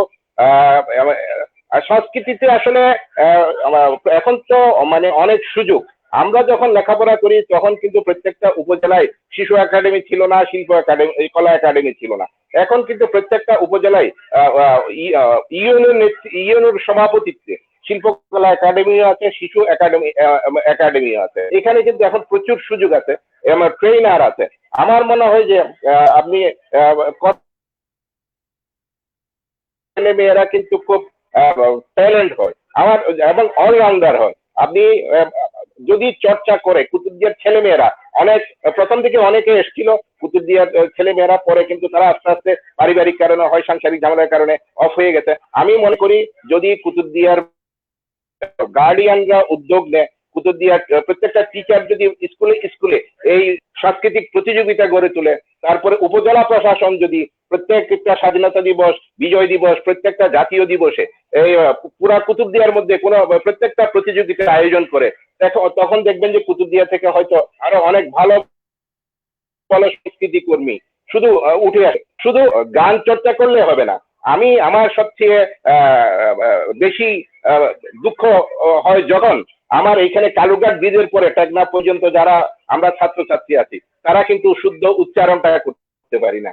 কিন্তু আমি আমি এই পরামর্শ দিব, যেমন কুতুবদিয়া হাই স্কুলের হেডমাস্টার আগে নাসির স্যার ছিলেন, উনি এগুলা করতেন। এখন যিনি আছেন প্রোয়েক্টিভ, ওনার উদ্যোগে একটা যদি ত্রৈমাসিক করে একটা উচ্চারণের ক্লাস নেওয়া হয়, অন্তপক্ষে দেখবেন যে কারো আঞ্চলিক অ্যাকসেন্টটা থাকবে না। আমি সবচেয়ে বেশি কেউ কিছু মনে করবেন না, লজ্জা পাই যখন বিভিন্ন মিডিয়াতে, টিভিতে আমাদের চিটাগাংয়ের লোকেরা কথা বলে, তখন কিন্তু সরাসরি ক্লিয়ার ধরা পড়ে যায় সিলেটের লোকদের মতো। এই জন্য আমার এই সংস্কৃতিতে গান বাজনার পাশাপাশি ডিবেট চালু করা যায়। এই ডিবেট থেকে বিটিভি চ্যাম্পিয়ন হয়েছে, রানার্স আপ হয়েছে। কুতুবদিয়ার ছেলে ক্যাডেট কলেজে এসে ফার্স্ট অ্যাসিস্ট্যান্ট করেছে 1982 সালে। এগুলা সবসময় এনকারেজ করি আমরা। শুধু যারাই আছে আমাদের সাথে কুতুবদিয়া থেকেও যদি কেউ যোগাযোগ করে এই সাংস্কৃতিক পারফরমেন্সের জন্য, লেখাপড়ার জন্য, আমরা কিন্তু দিক নির্দেশনা দিই। কেউ যদি কোনো কোথায় সহযোগিতার জন্য আসে, আমরা যে কোনো ভাবে এগুলো ম্যানেজ করার চেষ্টা করি কুতুবদিয়ার ছেলে মেয়েদের জন্য। আমার এই করে কুতুবদিয়ার এই করণীয় বলতে এটা গার্ডিয়ান লেভেল থেকে আসতে হবে, প্রশাসন লেভেল থেকে আসতে হবে। আর বাচ্চাদেরকে উৎসাহী করে তুলতে হবে বিভিন্ন প্রতিযোগিতা। আপনি শিখছেন কিন্তু কম্পিটিশন নাই, আপনার কোনো কারোর সাথে কম্পিটিশন করতে হচ্ছে না, যেন আপনি আগাইতে পারবেন না। আপনি কম্পিটিশন আসলে দেখবেন যে তারা প্রতিনিয়ত এইগুলা করে যাচ্ছে। হ্যাঁ, এই হচ্ছে আপনি সাংস্কৃতিক ভাবে প্রতিক্রিয়াকে এগিয়ে নেওয়ার জন্য আমার এই ছোট্ট পরামর্শ। ধন্যবাদ আপনাকে, আপনাকে অশেষ ধন্যবাদ। আমরা কুতুবদিয়া তো অনেক সমস্যার মধ্যে জড়িত, যোগাযোগ সমস্যা, বিদ্যুৎ সমস্যা, বেড়িবাঁধ সমস্যা। আপনি কোন সমস্যাটাকে সবচেয়ে বড় বলে মনে করেন? বেড়িবাঁধ সমস্যা আসলে এটা সব জায়গায় আছে, যেমন সেন্ট মার্টিনে আছে, যেখানে সমুদ্র উপকূলীয় এলাকা আছে, সব জায়গায় কিন্তু বেড়িবাঁধের সমস্যা। আসলে প্রথম 1 নাম্বার সমস্যা তো অবশ্যই বেড়িবাঁধের সমস্যা, কারণ 1991 সালে ঘূর্ণিঝড়ের পরে কুতুবদিয়ায় কিন্তু লোকজন কমতে শুরু করেছে। মানে এটা হচ্ছে যে কুতুবদিয়া থেকে তারা শহরমুখী হয়ে গেছে, সেই জন্য এখন কুতুবদিয়া যে আগে আলোটা দেখা যেত, এখন আলোটা শহর থেকে জ্বলছে। যেমন আপনি যদি এই তিবা আজকে যে স্ক্রিনে আছে, আপনি যদি তাকে জিজ্ঞেস করেন, সে বলবে যে আমার পৈতৃক বাড়ি কুতুবদিয়া, আমার জন্মস্থান চট্টগ্রামে। এই ধরনের অনেক ছেলে মেয়ে আছে বিসিএস এ টিকতেছে।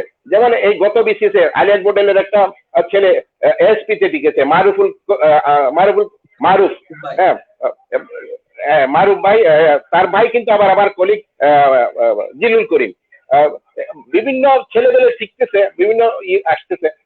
এই বেড়িবাঁধ সমস্যাটা মূলত 1 নাম্বার সমস্যা।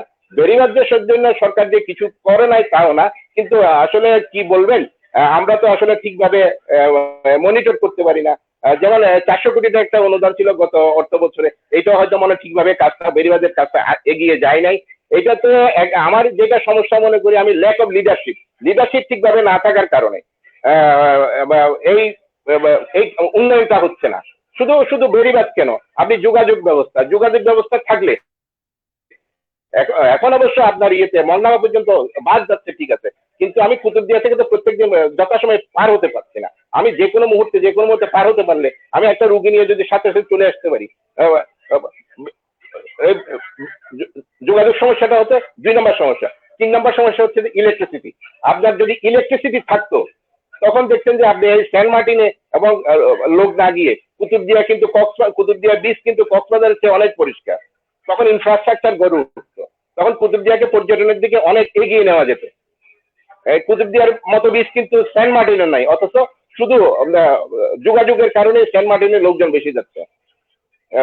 এই 3 নাম্বার সমস্যাটা আরো অনেকেই আছে, অনেক কিছুই আছে। মূল এই 3টাই সমস্যা। আর আমরা বেড়িবাঁধ সমস্যা নিয়ে যদি আপনার কাছে জানতে চাই, সে জায়গায় আপনি কুতুবদিয়া সমিতি চট্টগ্রামে এখন দায়িত্বশীল আছেন, সেই দৃষ্টিকোণ থেকে আপনি কিভাবে দেখেন আমাদের কণ্ঠ এরাস হচ্ছে না, বা আমাদের কণ্ঠ পৌঁছাচ্ছে না, বা অব্যবস্থাপনা, বা অনেকের দাবি এখন কুতুবদিয়া অনেক মানববন্ধন হচ্ছে যে সেনাবাহিনীর ইঞ্জিনিয়ারিং কোড দিয়ে আমাদের বেড়িবাঁধ নির্মাণ করা হোক। আপনি সব মিলিয়ে কোন জায়গায় লেগিস্তা দেখেন? আমি তো বললাম তো, একমাত্র ল্যাক অফ লিডারশিপ। আমরা যতই আন্দোলন করি, আমরা কুতুবদিয়া সমিতির ব্যানারে প্রেস ক্লাবের সামনে বেড়িবাঁধের জন্য কিন্তু আমরা মানববন্ধন করেছি বেশ কয়েকবার। আমরা দুর্যোগ মন্ত্রণালয়ে চিঠি দিয়েছি কুতুবদিয়া সমিতির পক্ষ থেকে, আমরা পার্সু করেছি। কিন্তু ব্যাপারটা হচ্ছে যে আমি একটা সাক্ষাৎকার শুনছিলাম ওই এক্স সেক্রেটারি নাসির সাহেবের, বলছে যে ঠিক জায়গায় যদি লোক না থাকে, যত কিছুই করুক না কেন কাজটা হয় না। যেমন উনি মেডিকেল কলেজে যে ইয়েটা দিয়েছিলেন, উনি প্ল্যানিং কমিশনে থাকার সময় উনি এটা একটাকের মিটিং এ অ্যাপ্রুভ করেছেন, পরে হেলথ সেক্রেটারি হয়েছেন, তখন উনি ইমপ্লিমেন্টেশনে চলে গেছেন। ঠিক সঠিক সময়ে সঠিক জায়গায় যদি সঠিক লোক থাকে, তখন সবকিছুই সম্ভব। সেই জন্য আমার একমাত্রই দুর্বলতা ল্যাক অফ লিডারশিপ। আমাদের লিডার সবসময় মহেশখালীতেই থাকে। কেন আমরা এখানে কুতুবদিয়া আর আমাদের এমপি হলো, আমি অনেক সময় দেখেছি, আমি ওই দিন উইং কমান্ডার জহিরুল ইসলাম সাহেব সাক্ষাৎ ছিলেন, আমি তখন ওনাকে প্রশ্ন করেছিলাম, আপনি তো কুতুবদিয়ার দিকে নজর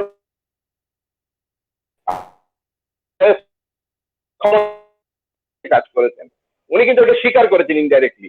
হ্যাঁ, তো কথায় আমি যেটা মনে করি, ল্যাক অফ লিডারশিপ ঠিকভাবে প্রত্যেক সেক্টর থেকে, যে পার্টি হোক, প্রত্যেক সেক্টর থেকে লিডারশিপ আসতে হবে। আমার প্রত্যেক সংগঠন মিলে, প্রত্যেক পার্টি মিলে একসাথে যদি এই জাতীয় সমস্যাগুলা, বেড়িবাঁধ সমস্যা কিন্তু এখানে আমরা এটা হচ্ছে জাতীয় সমস্যা। সব সমস্যা কিন্তু সমন্বিতভাবে অ্যাড্রেস করতে হবে। কুতুবদিয়া সমিতি আমরা সবসময় কাজ করে যাচ্ছি। আমরা যে চিঠি দিচ্ছি না, আমরা পার্সু করছি না, আমরা যে ডেনিসের জন্য একসময় পার্সুয়েশন একটা সিট ট্রাক দিয়েছিল, পরে কিন্তু এটা আবার উল্টো করে ফেলেছে।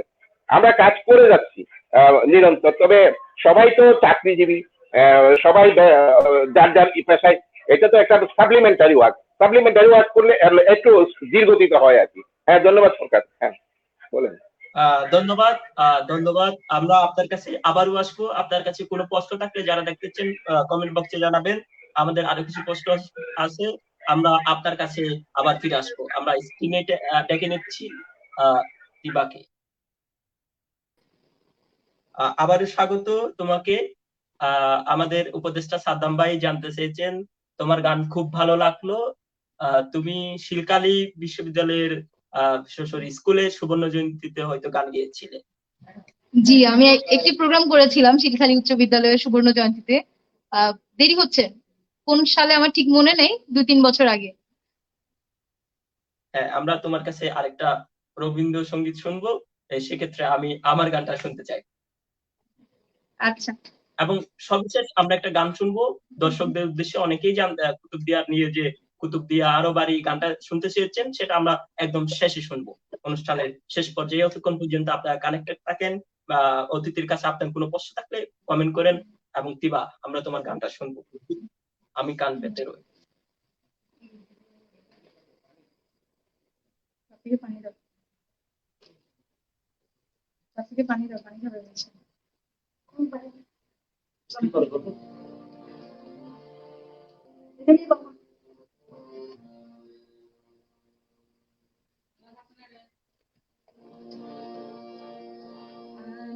কান পেতে রই, আমি কান পেতে রই, ও আমার আপন হৃদয় গগন দ্বারে, বারে বারে কান পেতে রই, আমি কান পেতে রই। কোন গোপন বাসে কান্না হাসির গোপন কথা শুনি, বারে বারে বারে কান পেতে রই, আমি কান পেতে রই।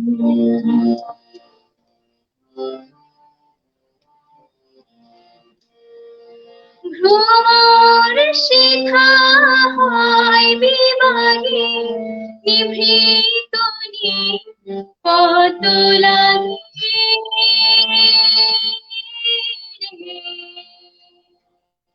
ভ্রমর শিখা হয় বিভাগে, নিভৃত পত লাগে। কোন রাতের পাখি গায় কালি, রাতের পাখি গায় কালি, সঙ্গী বিহীন অন্ধকারে, বারে বারে কান পেতে রই।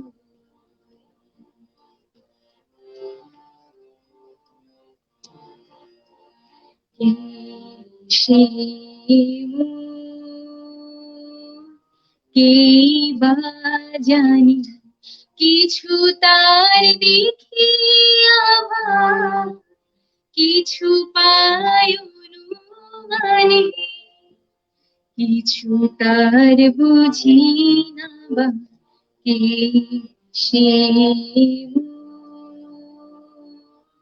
কে বা জানি কিছু তার দেখিয়া ভাব, কিছু পায় অনুমানে, কিছু তার বুঝি না বা, মাঝে মাঝে তার বারতা আমার ভাষায় পাই কি কথা,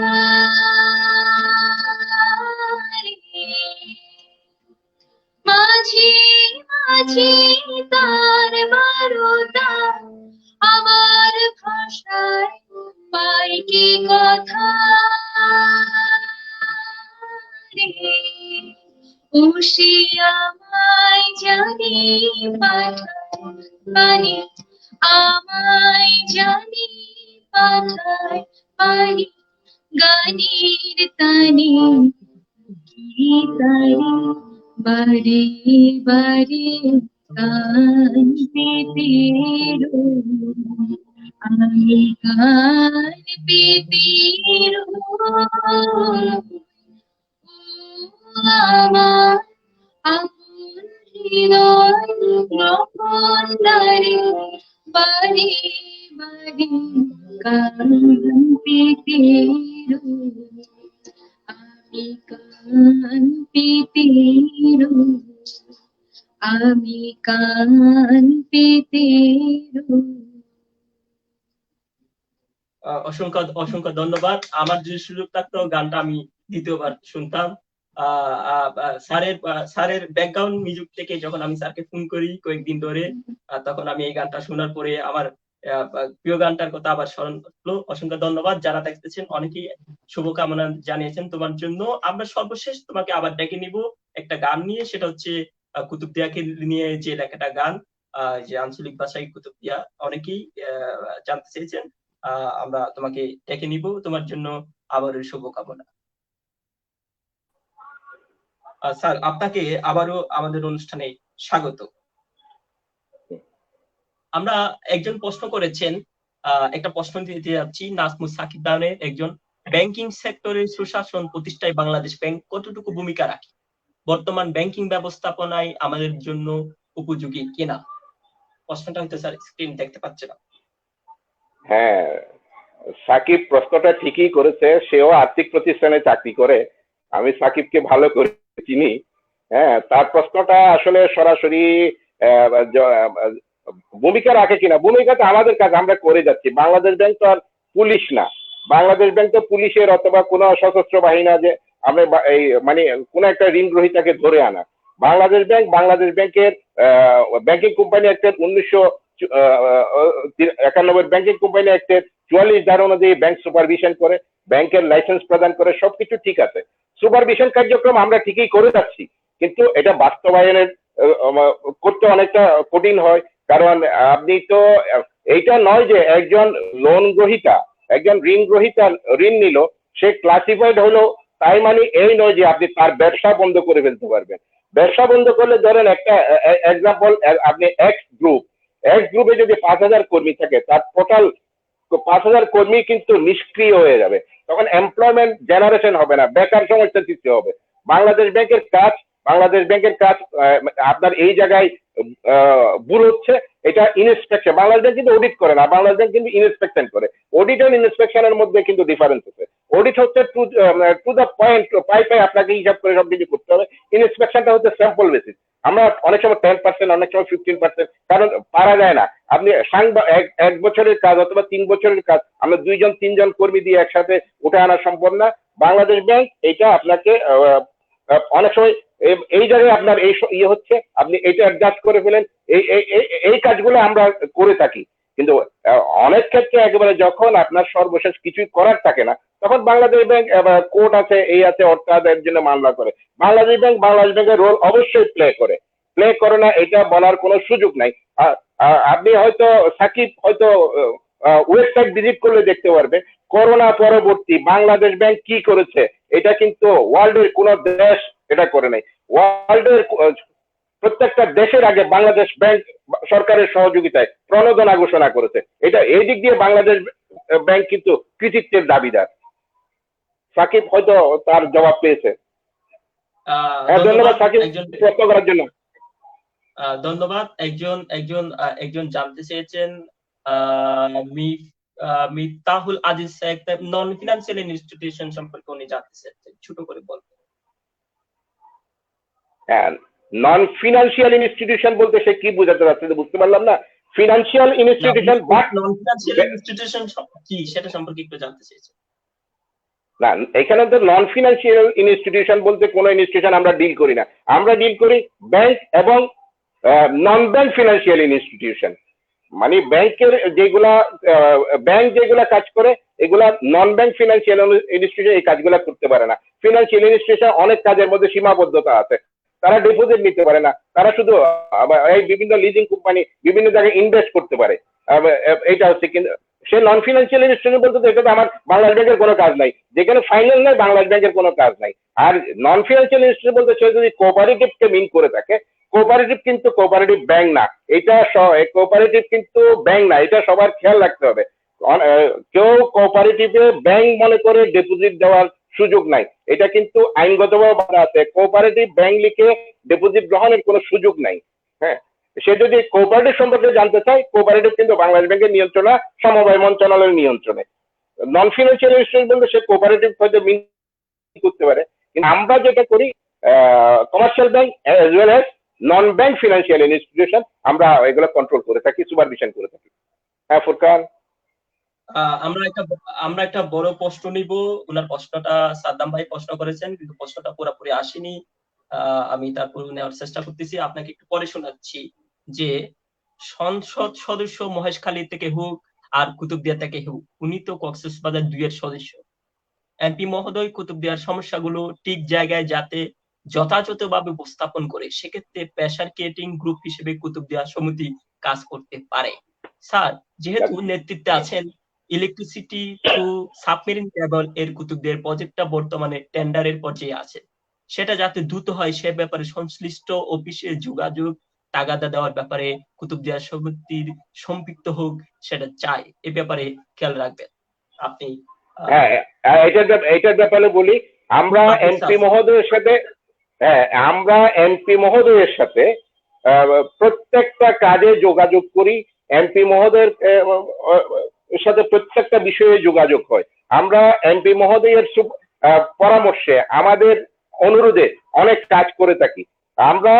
কিন্তু সে যে প্রশ্নটা করলো, আমি যদি কুতুবদিয়া থেকে এমপি নির্বাচিত হই, আমার নজরটা কিন্তু কুতুবদিয়ায় থাকবে, কুতুবদিয়া থেকে ইয়ে করা যাবে। আমি ওই বিষয়টা বুঝাতে চেয়েছি। আপনারা যদি মনে করেন যে কুতুবদিয়া সমিতি এমপি মহোদয়ের সাথে যোগাযোগ করছেন না, এটা কিন্তু ঠিক না। আমরা প্রত্যেকটা অনুষ্ঠানে, কুতুবদিয়া সমিতির প্রত্যেকটা অনুষ্ঠানে এমপি মহোদয়ের সাথে কথা বলে থাকি। আমরা সরকারি যে কোনো বিষয়ের সাথে এমপি মহোদয় থেকে পরামর্শ নিই, কিভাবে করলে কোন কাজে কিভাবে এগোনো যাবে। এখন সাবমেরিন কেবলের টেন্ডারের পর্যায়ে আছে, এখনো টেন্ডারে যায় নাই, আশা করছি এটা হবে। তবে সরকারের তো আসলে অনেক ফান্ডের সীমাবদ্ধতা থাকতে পারে, দেখা যাক। আল্লাহ দোয়া করেন যেন আমরা কুতুবদিয়ায় বিদ্যুৎ দেখতে পারি সাবমেরিন কেবলের মাধ্যমে। হ্যাঁ ফুরকান। হ্যাঁ, আমরাও আশা করব। আপনারা যারা কুতুবদিয়ার অগ্রজ আছেন, কুতুবদিয়া সমিতিতে আপনারা অনেকেই আছেন, আমরা আমার যতটুকু জানা আছে, আমরা আশা করব আপনারা বিষয়টা নিয়ে খেয়াল রাখবেন সবসময়। তবে হ্যাঁ ফুরকান, আমি একটু কথা বলবো এই নিয়ে। কুতুবদিয়ার কিন্তু অনেক সমিতি আছে, নট অনলি কুতুবদিয়া সমিতি, চট্টগ্রামস্থ কুতুবদিয়া সমিতি, এখানে কিন্তু পার্ট কাউন্টার পার্ট অনেক ধরনের সংগঠন ইতিমধ্যে ইয়ে হয়ে গেছে। আমি সবসময় বললাম না, জাতীয় ইস্যুতে সকলকে কিন্তু এক কাতারে এসে কাজ করতে হবে। এখানে যে সংগঠনে হোক, কিছুদিন আগে একটা সংগঠন দেখলাম কুতুবদিয়া ফোরাম, হ্যাঁ, যারাই হোক জাতীয় ইস্যুতে চাই আমরা একসাথে কাজ করতে। কুতুবদিয়া সমিতিকে ডাকলে কুতুবদিয়া সমিতি যাবে, যে যেখানে ডাকো কুতুবদিয়া সমিতিকে সহযোগিতার জন্য। ইভেন ছাত্র পরিষদে যদি এখানে আমাদের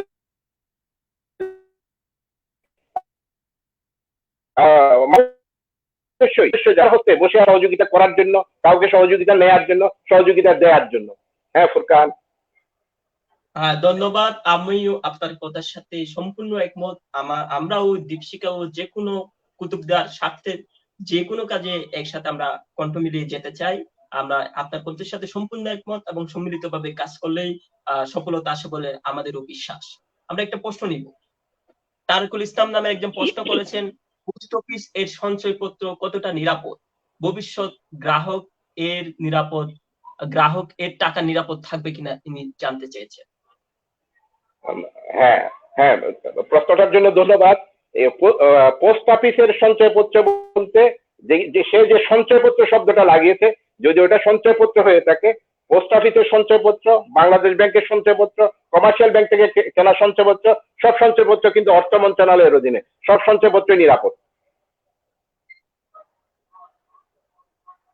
সব একই ধরনের সুদ, ধন্যবাদ। একই প্রোডাক্ট। হ্যাঁ, ইস্যুইং এজেন্সি হচ্ছে ভিন্ন। হ্যাঁ ফুরকান কোন বলেন। টাকাতে নিরাপত্তা জানতে চেয়েছেন? অবশ্যই নিরাপদ, পোস্ট অফিস তো সরকারি সরকার। জি ধন্যবাদ। উনি হয়তো উত্তরটা পেয়েছেন। আব্দুল মান্নান, উনি সম্ভবত ইউএই থেকে দেখতেছেন। খোকন ভাই, না, তোমার শরীর ভালো আছে কিনা? অনেক লিডার আছে, কিন্তু আমরা সব এক হয়ে কাজ পরিচালনা বলে আমি মনে করি, পরিচালনা করে বলে মনে করি। আপনাকে উনি স্মরণ করেছেন। আমরা সে ইউকে আপনাকে ধন্যবাদ। ইউকে থেকে দেখতে, লন্ডন থেকে। জি, আপনার হয়তো পরিচিত। আমরা অনুষ্ঠানের প্রায় শেষ পর্যায়ে। আমরা জানতে চাইবো আপনার যে ব্যাংকিং, বাংলাদেশ ব্যাংক এবং আদার্স, আপনার জীবনের স্মরণীয় গল্পটা আমরা শুনবো। আচ্ছা, স্মরণীয় ঘটনার আগে আমাকে যে প্রশ্নগুলো পাঠিয়েছিলেন ওইটাতে একটা বিষয় ছিল তরুণদের জন্য পরামর্শ। জি, ওইটা মনে স্কিপ হ্যাঁ হয়ে হ্যাঁ হ্যাঁ। গেছে। আসলে তরুণদের জন্য পরামর্শের আগে আমি বলবো যে আসলে তরুণদের বাবাদের জন্য একটা পরামর্শ আছে আমার। এটা আমার ক্ষুদ্র জ্ঞানে যা বলতে পারি। আমি আসলে আমার বই পড়ার অভ্যাস আছে। আমি চাইনিজ দার্শনিক কনফুসিয়াসের একটা উক্তি আমার খুব মনে পড়ে। ওখানে তার উক্তিটা হচ্ছে এই ধরনের: আপনি যদি 1 বছরের জন্য কোনো কিছু করতে চান তাহলে শস্য রোপণ করেন। আপনি যদি 10 বছরের জন্য কিছু করতে চান আপনি গাছ রোপণ করেন। আপনি যদি 100 বছরের জন্য কিছু করতে যান সন্তানকে সুশিক্ষিত করেন। আমি, এটা হচ্ছে তরুণদের বাবাদের জন্য আমার আহ, পরামর্শ। এখন তরুণদের জন্য পরামর্শ হচ্ছে যে তরুণরা আসলে আহ, সফল হওয়ার জন্য, তরুণ বলতে আপনি কলেজ লেভেল থেকে শুরু হইতে পারে। সফল হওয়ার জন্য কিন্তু এখন থেকে করতে হবে। আপনি অনার্স করে মাস্টার্স করে চাকরির জন্য যাবেন, তখন হঠাৎ করে আপনার চাকরি আসলে বর্তমান পর্যায়ে না জোটার সম্ভাবনা আছে। সেই জন্য আমি যেটা বলবো, honours first year second year থেকে যেটা শুরু হবে তখন থেকে কিন্তু চাকরি একাডেমিক লেখাপড়ার কাছাকাছি চাকরি বিষয়টা আপনাকে তখন থেকে মাথায় আনলে আপনি দেখবেন যে সঠিক সময়ে সঠিক চাকরিটা পেয়ে যাচ্ছেন। তরুণদের জন্য আমি আমি কয়েকটা পেপার পড়ি নিয়মিত। আমি আরেকটা পরামর্শ যদি পারেন, যদি সম্ভব হয়, একটা জাতীয় দৈনিক, একটা জাতীয় ইংরেজি দৈনিক নিয়মিত পড়লে হয়তো এটা সবার জন্য কাজে লাগবে। আর এখন তো অনলাইনে সমস্ত কিছু পাওয়া যায়, ডেইলি একটা একটা টপিক পড়লে অনেক কিছু হয়ে যায়। আমি এখন সফলতার কাহিনী যদি আপনি শোনেন, আমি কিছুদিন আগে প্রথম আলোতে করেছি, আপনি ম্যাগনা গ্রুপের মালিক মুস্তফা কামালের জীবনী। মুস্তফা কামালের জীবনী হচ্ছে যে এই অর্থনীতিতে আমি যে মডেলটা বললাম, ওই ডাব্লিউ মেথড। আপনি সরাসরি ক্ষতিতে চলে আসলেন, আবার উঠলেন, আবার ক্ষতিতে আসলেন, আবার উত্তরলেন।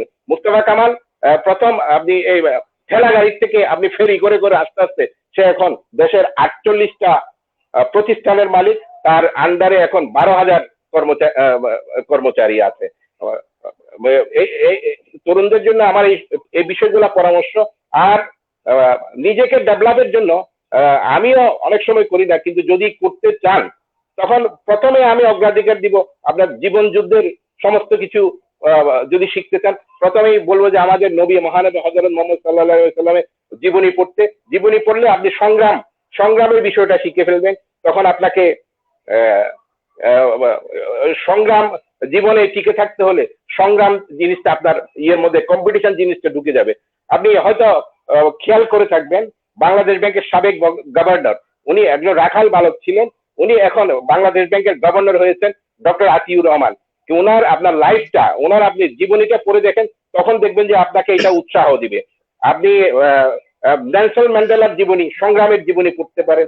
আপনি বঙ্গবন্ধুর আত্মজীবনী পড়তে পারেন। আপনি সংগ্রাম পড়তে শিখলে আপনার মধ্যে সংগ্রামী মনোভাবটা চলে আসবে। মূল কথা হচ্ছে যে আমি আসলে বই পড়ার প্রতি আপনাদেরকে মনোযোগী করার কথা বলছি। আপনি বিল গেটসের জীবনী পড়তে পারেন। আমাজন.কমস ওই বিল গেটসের জীবনী পড়তে পারেন। এখানে বিল গেটসের আমার একটা কথা সবচেয়ে ভালো লেগেছে। এটা গত 2 সপ্তাহ আগে হয়তো একটা প্রবন্ধতে ছিল। সে বলেছে যে আমার জীবনের সবচেয়ে শ্রেষ্ঠ উপহার কি? আমার মা বাবা। এটা হচ্ছে আমার ক্ষেত্রেও সেই। এটা যদি সবাই ফলো করে আপনি দেখবেন যে কোনো সংসারে হয়তো কোনো দুঃখ সমস্যা থাকবে না। আপনি পড়তে পারেন, যদি আরেকটু তথ্যভিত্তিক বই পড়তে পারেন, বাংলাদেশের মধ্যে আছে যদ্যপি আমার গুরু, আহমদ সামাদ যদ্যপি আমার গুরু। এই পড়লে গুরুর প্রতি ওনার যে ভালোবাসা, গুরুর প্রতি যে ভক্তি, এই বিষয়গুলো আপনি বুঝতে পারবেন। আর কিছু না বুঝলে ওখানে যে সমস্ত বইগুলা উনি উনি এটা প্রফেসর আব্দুর রাজ্জাককে উদ্দেশ্য করে লিখেছেন, কিন্তু এখানে যে বিষয় বইগুলার কথা উল্লেখ আছে ওই বইগুলোর নাম অন্ততপক্ষে শিখতে পারবেন কিছু না পারলেও। তারপরে আরো অনেক কিছু আছে। আপনি যদি ধর্মীয় জ্ঞানের কথা বলেন তখন ইদানিং আপনি বেস্ট সেলার একটা বই আছে প্যারাডক্সিয়াল সাজিদ 1-2 আরিফ আজাদের লেখা। আপনি ধর্মের আমাদের ইসলাম ধর্ম নিয়ে যে সমস্ত কন্ট্রাডিকশন আছে কন্ট্রাডিকশনের জবাবগুলো ওখানে আছে। এই হচ্ছে তরুণদের জন্য আমার পরামর্শ, আপনারা বই পড়ুন বই পড়ুন বই পড়ুন, মহৎ ব্যক্তিদের জীবনী পড়ুন। হ্যাঁ ফুরকান বলেন। হ্যাঁ, ধন্যবাদ। আমরা আমরা হয়তো অনুষ্ঠানের একদম শেষ পর্যায়ে একটু দিবাকে ডেকে নিবে। একটা অনুরোধের গান ছিল, যদি ওর সম্ভব হয়। একটা গানের অনুরোধ ছিল, সেটা কি সম্ভব হবে কিনা? কি জানি, আমি গানটা তো উপরে একজন করেছিলেন, অলিরো বকুল ফোনে, জানি খুঁজে পাচ্ছি না। বাকি একটু সময় দিবেন। একজন একটা গান সাজেস্ট করছিলেন। আমি আরেকটা রিকোয়েস্ট করছি, কুতুবদিয়ার গান গাওয়ার জন্য বলেছে। এটা আমরা সর্বশেষ নিব। আমরা এই গানটা গেয়ে গিয়ে আমাদের অনুষ্ঠানটা শেষ করব। আচ্ছা আচ্ছা, আমি অলিরও কথা শুনে এটা করো। হ্যাঁ হ্যাঁ, অলিরও কথা শুনে বকুল, এটা কি সম্ভব হবে?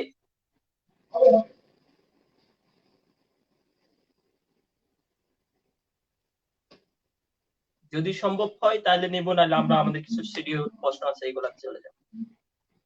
এবার শুনতে পাচ্ছ?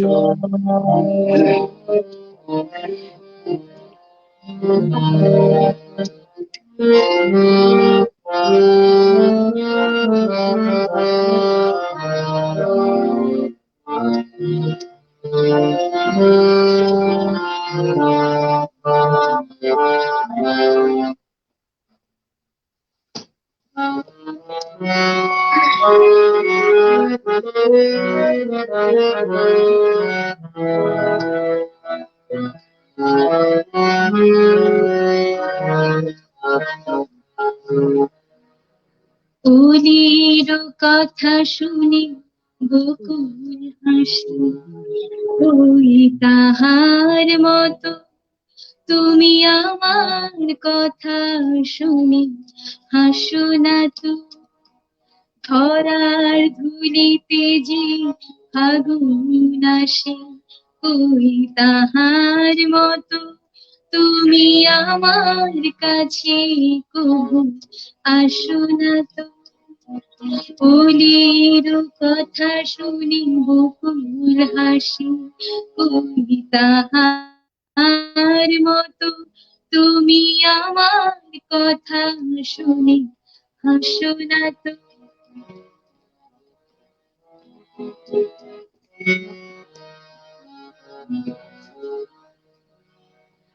আকাশ পারে অনেক দূরে, যেমন করে মেঘ যায় দূরে। আকাশ পারে অনেক দূরে, যেমন করে মেঘ যায় দূরে।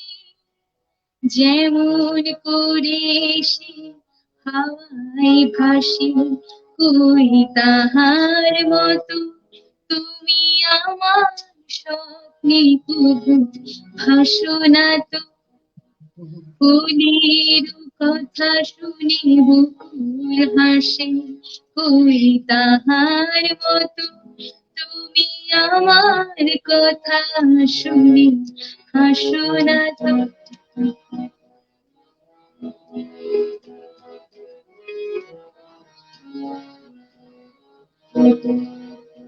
চাঁদেরা তাহার মতো তুমি করো না কেন, যেমন করে নিরে একটি পাখি সাথীর কাছে তার দেয় গো ডাকি। যেমন করে নিরে একটি পাখি সাথীর কাছে তার দেয় গো ডাকি। যেমন করে সে ভালোবাসে, কই তাহার মতো তুমি আমায় কভু ভালোবাসো না তো। ফুলের কথা শুনে বকুল হাসে, কই তাহার মতো তুমি আমার কথা শুনে হাসো না তো। ধন্যবাদ। ধন্যবাদ, তো অসংখ্য ধন্যবাদ। আপনারা যারা শুনতেছেন দেখতেছেন সবাই ওর জন্য দোয়া করবেন। বাংলাদেশ টেলিভিশনের তালিকাভুক্ত শিল্পী হিসেবে আছেন আপনাদেরই মেয়ে, আপনাদের কুতুবদিয়ারই মেয়ে। আমরা ওকে সর্বশেষ ডেকে নিব কুতুবদিয়াকে নিয়ে যে গানটা কুতুবদিয়া আরো বাড়ি, সেটার জন্য অতক্ষণ পর্যন্ত তুমি রেডি হয়ে নাও, আমরা ডেকে নিচ্ছি স্যারকে। স্যার, আপনাকে আবারও আমাদের অনুষ্ঠানে স্বাগত। হ্যাঁ, ঠিক আছে ফোরকান। আমরা শুনবো আপনার জীবনের স্মরণীয় ঘটনা। আপনার চাকরি জীবন থেকেও বলতে পারেন, আপনার পুরা জীবন থেকেও বলতে পারেন। স্মরণীয় ঘটনা বলতে গেলে তো আসলে অনেক কিছুই আছে। এখন সবচেয়ে স্মরণীয় ঘটনা হচ্ছে আমি মালয়েশিয়াতে একটা ট্রেনিং এ গিয়েছিলাম। মালয়েশিয়াতে ট্রেনিং এ গিয়ে আমি একটা অনুষ্ঠানে মালয়েশিয়ার সাবেক প্রধানমন্ত্রী তখনকার, এখন কিছুদিন এর আগেও ছিলেন, এখন আবার সাবেক প্রধানমন্ত্রী ডক্টর মাহাথির মোহাম্মদের সাথে সাক্ষাতের সুযোগ হয়েছিল। সাক্ষাতে তিনি আমাদেরকে 30 মিনিট সময় দিয়েছিলেন এই ট্রেনিদেরকে, তখন আমাদের কথা বলার সুযোগ হয়েছিল। এটা হচ্ছে গেলে আমার সবচেয়ে মানে চাঞ্চল্যকর স্মরণীয় ঘটনা ধরতে গেলে আর কি। কারণ সাধারণত আমার দেশের প্রেসিডেন্টকে, আমার দেশের প্রাইম মিনিস্টারকে আমরা দেখতে পারি অনেকটা প্রোটোকল মেনটেন করে, কিন্তু অন্য দেশের প্রধানমন্ত্রীকে আসলে দেখার সুযোগ হয়তো কখনো হবে না। এরপরও হয়তো আমাদের সৌভাগ্য ছিল, আমরা তার সাথে সাক্ষাৎ হয়ে গিয়েছিল, তিনি আমাদেরকে 30 মিনিট সময় দিয়েছিলেন। এইটাই হচ্ছে আমার স্মরণীয় ঘটনা। আপনার কুতুবদিয়ার যে আপনি কুতুবদিয়ার কোনো স্মরণীয় ঘটনা থাকতে পারেন? কুতুবদিয়াতে আসলে বেশি দিন কাটাইনি, বললাম তো ক্লাস 7-এ 6 মাস কাটিয়েছি, আর ওদিকে বুদ্ধি হওয়ার আগে ক্লাস 3 পর্যন্ত যা কাটিয়েছি। অন্য সময় তো শুধু বেড়াতে গেছি, ঈদে গেছি, এইটাই। কুতুবদিয়ার স্মরণীয় ঘটনা বলতে কুতুবদিয়ার বন্ধু বান্ধবদেরকে মিস করি। কুতুবদিয়ার বন্ধু বান্ধব যে আন্তরিক ছিল, এখানকার শহরের বন্ধু বান্ধবের সাথে যখন যেখানে ছিল তখনই দেখা হয়েছে, কিন্তু কুতুবদিয়ার বন্ধু বান্ধবদের সাথে এখনো যোগাযোগ আছে। এইটাই, কুতুবদিয়ার বন্ধু বান্ধবকে, কুতুবদিয়াকে অনেক মিস করি, কারণ এখন ছেলেমেয়েরা এখানে সেটেল। আমার 3 ছেলে 1 মেয়ে, প্রত্যেকটাই এখানে লেখাপড়া করে। বড়টা হয়তো আপনারা জেনে, কুতুবদিয়া থেকে যারা শুনছেন জেনে খুশি হবেন যে সে বর্তমানে সশস্ত্র বাহিনীতে, বাংলাদেশ আর্মিতে ক্যাপ্টেন পদে কর্মরত। তার নাম ক্যাপ্টেন জাজাউল। সে আলী কদমে আছে, 27 বীরে চাকরি করে। আর সেকেন্ড তিবা।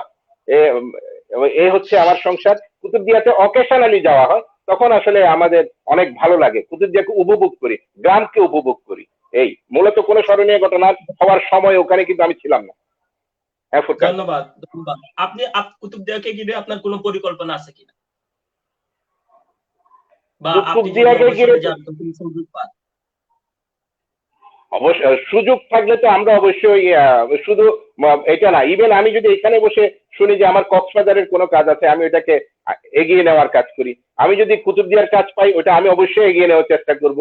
আমি কুতুবদিয়া আসলে রিটায়ারমেন্টের পরে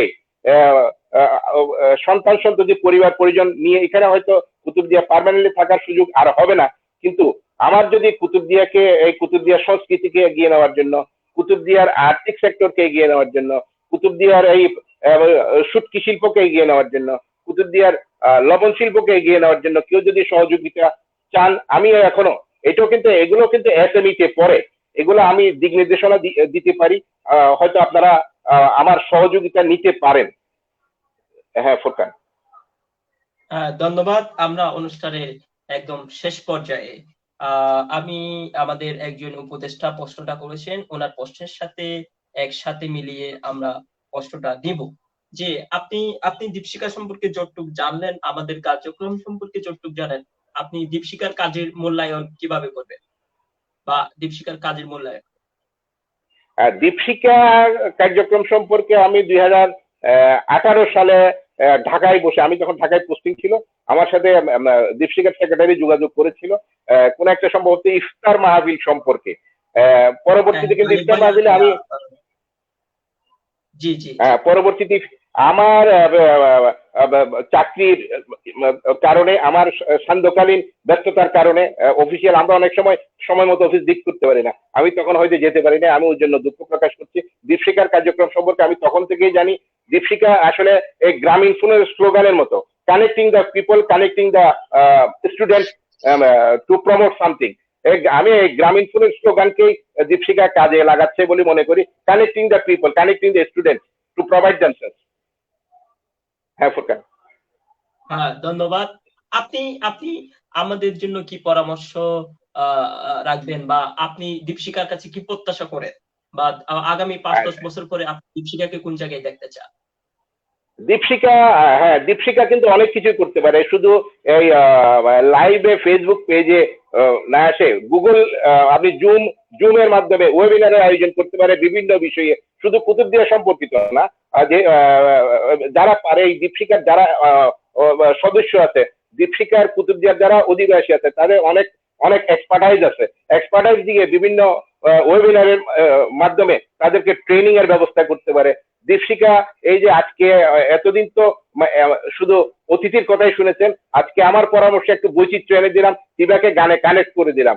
এইভাবে আরেক সময় হয়তো একজন বাচিক শিল্পীকে নিয়ে আসতে পারেন। এই দীপশিকা এইগুলা অগ্রদূত হিসাবে কাজ করতে পারে।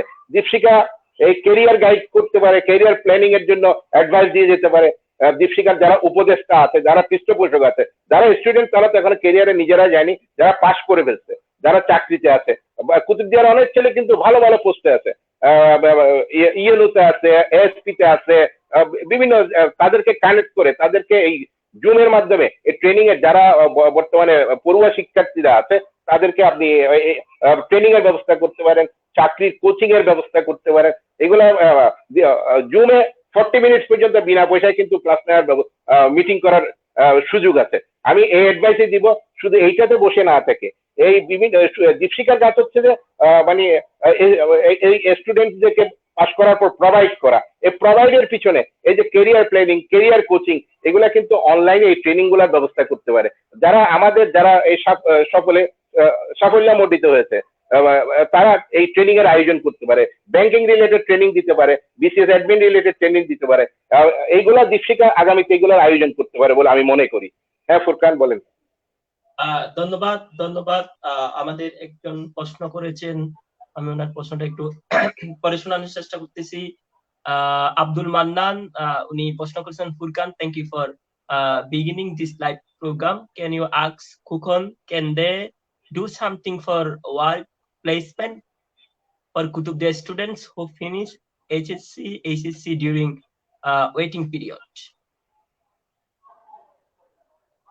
হ্যাঁ, আব্দুল মান্নান লন্ডন থেকে বলেছে, সেও চাইলে আসলে এখানে এগুলা স্টুডেন্টদেরকে প্রোভাইড করতে পারে। আমরা অবশ্যই করতে পারি, তবে এসএসসি এইচএসসির এই চাকরিগুলা কিন্তু আসলে খুব মানে অনেকটা 4th ক্লাস জবের মতো।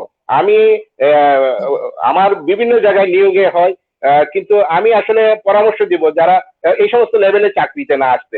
এরপরও কারো যদি পড়ার সুযোগ না থাকে, দেন আমাদেরকে যোগাযোগ করলে আমরা বিভিন্ন জায়গায় প্রোভাইড করার চেষ্টা করি না যে তা না, কিন্তু আমি প্রথম অ্যাডভাইস দিব, যদি সুযোগ থাকে লেখাপড়া চালিয়ে যাওয়ার জন্য, অফিসারের উপরের চাকরিগুলা নেওয়ার জন্য। হ্যাঁ মান্নান হয়তো বুঝতে পেরেছে।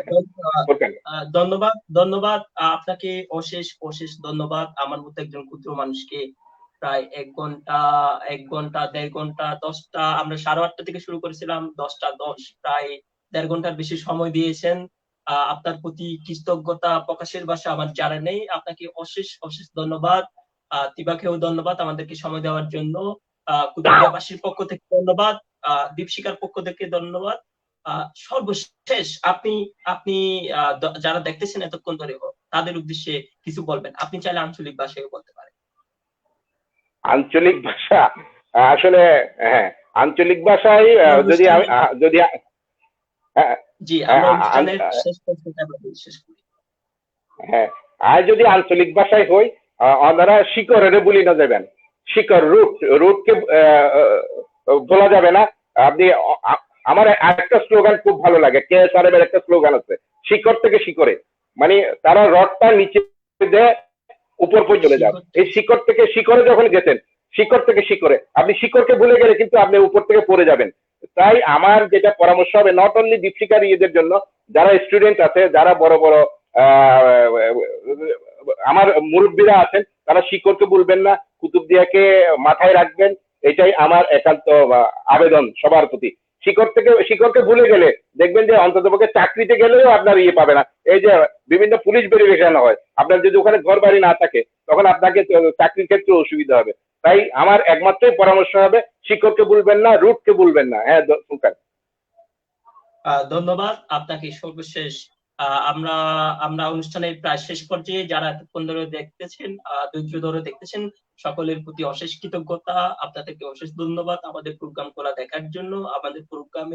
আমাদের লাইভ সেশনে কোনো সংশোধনী থাকলে আপনারা নিঃসন্দেহে কমেন্ট বক্সে জানাবেন। আমরা অনুষ্ঠানের শেষ পর্যায়ে আপনাদের প্রত্যাশিত সেই গানটা শুনতে শুনতে, গাইতে গাইতে আমরা শেষ করব। আমি দেখে নিচ্ছি এবাকে, তোমাকে আবারও স্বাগত আমাদের প্রোগ্রামে। আমাদের প্রত্যাশিত গানটা শুনতে শুনতে আমরা আজকে পর্ব শেষ করি। আমি প্রথমে কিছু কথা বলতে চাই। আমার সবার কাছ থেকে প্রথমে দোয়া নিতে চাই, আমার বাড়ির সকল মানুষের প্রতি ভালোবাসা এবং শ্রদ্ধা রেখে আপনাদেরকে জানাতে চাই যে কিছুদিন আগে আমার দাদি মারা গেছেন। আপনারা প্রায় অনেকেই অবগত আছেন। তো কুতুবদিয়া আরো বাড়ি যে গানটি, সেই গানটি আমার মেইনলি পুরোটা জানা নেই। আমি যতটুকু জানি তা হলো আমার দাদির সুবাদে আমি জানি। দাদি এই গানটি সবসময় আমার সাথে থাকতো, তো সবসময় গুনগুন করে গাইতে থাকতো, যার কারণে ওই গানটা শুনতে শুনতে আমি জানি অতটুকুই। আর তার সাথে একটি কুতুবদিয়ার আরেকটি গান গাইবো। এবং বলতে চাই যে শেষ করার আগে আপনারা প্রত্যেকে আমার জন্য এবং আমার পরিবারের জন্য দোয়া করবেন। আমার দাদি যাতে জান্নাতবাসী হয় তার জন্য দোয়া করবেন। সবাইকে আবারও আসসালামু আলাইকুম। আমি আমার গান দিয়ে শেষ করি। আমিন।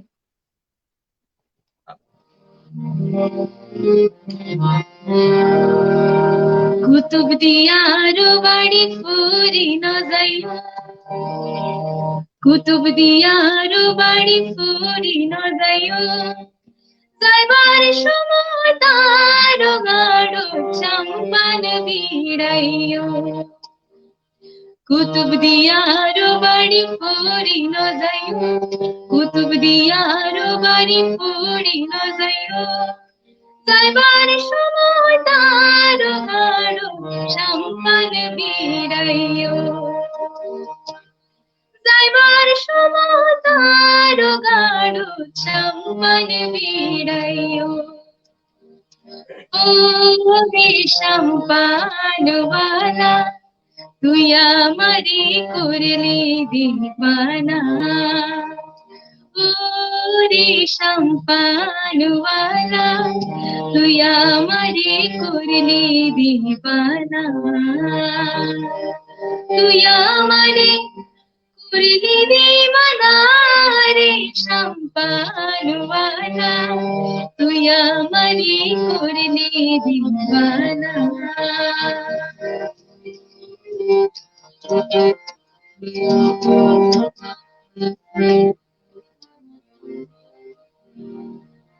চাম্পানওয়ালার বাবরি সুর হাড়ি নিল জাতির কুল, চাম্পানওয়ালার বাবরি সুর হাড়ি নিল জাতির কুল, বন্ধু বিনে পরাণ বাসে না রে চাম্পানওয়ালা, তুই আমারে করলি দিবানা।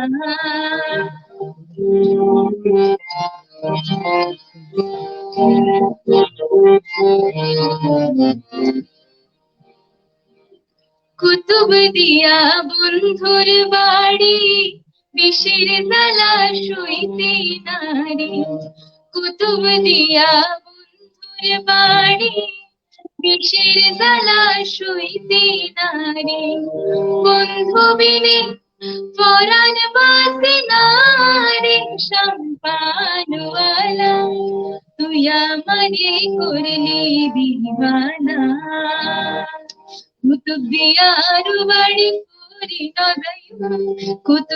আরো বাড়ি পুরি নজায়ু গাইবার সময় তার গাঢ়তে সম্মান ভিড়াইও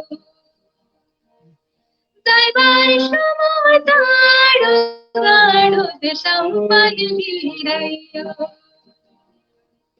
গাইবার সময় তার সম্মান ভিড়াইও। ধন্যবাদ সবাইকে। অসংখ্য ধন্যবাদ। আমাদের দিক থেকে সাম্য হারিয়ে যাচ্ছে, আঞ্চলিক গান হারিয়ে যাচ্ছে। আমাদের উচিত গানগুলাকে বাঁচিয়ে রাখা। ফুরকানকে ধন্যবাদ, আমাদেরকে সকলকে অশেষ ধন্যবাদ। ফুরকানকে ধন্যবাদ আমাদেরকে দাওয়াত করার জন্য। অসংখ্য ধন্যবাদ। আপনি আমাকে সময় দেওয়ার জন্য, দীপশিখাকে সময় দেওয়ার জন্য, কুতুবদিয়াকে সময় দেওয়ার জন্য আপনাকে অশেষ ধন্যবাদ। দিবা, তোমাকেও অশেষ ধন্যবাদ। তোমার জন্য অনেক বেশি শুভকামনা। ধন্যবাদ। আপনারা যারা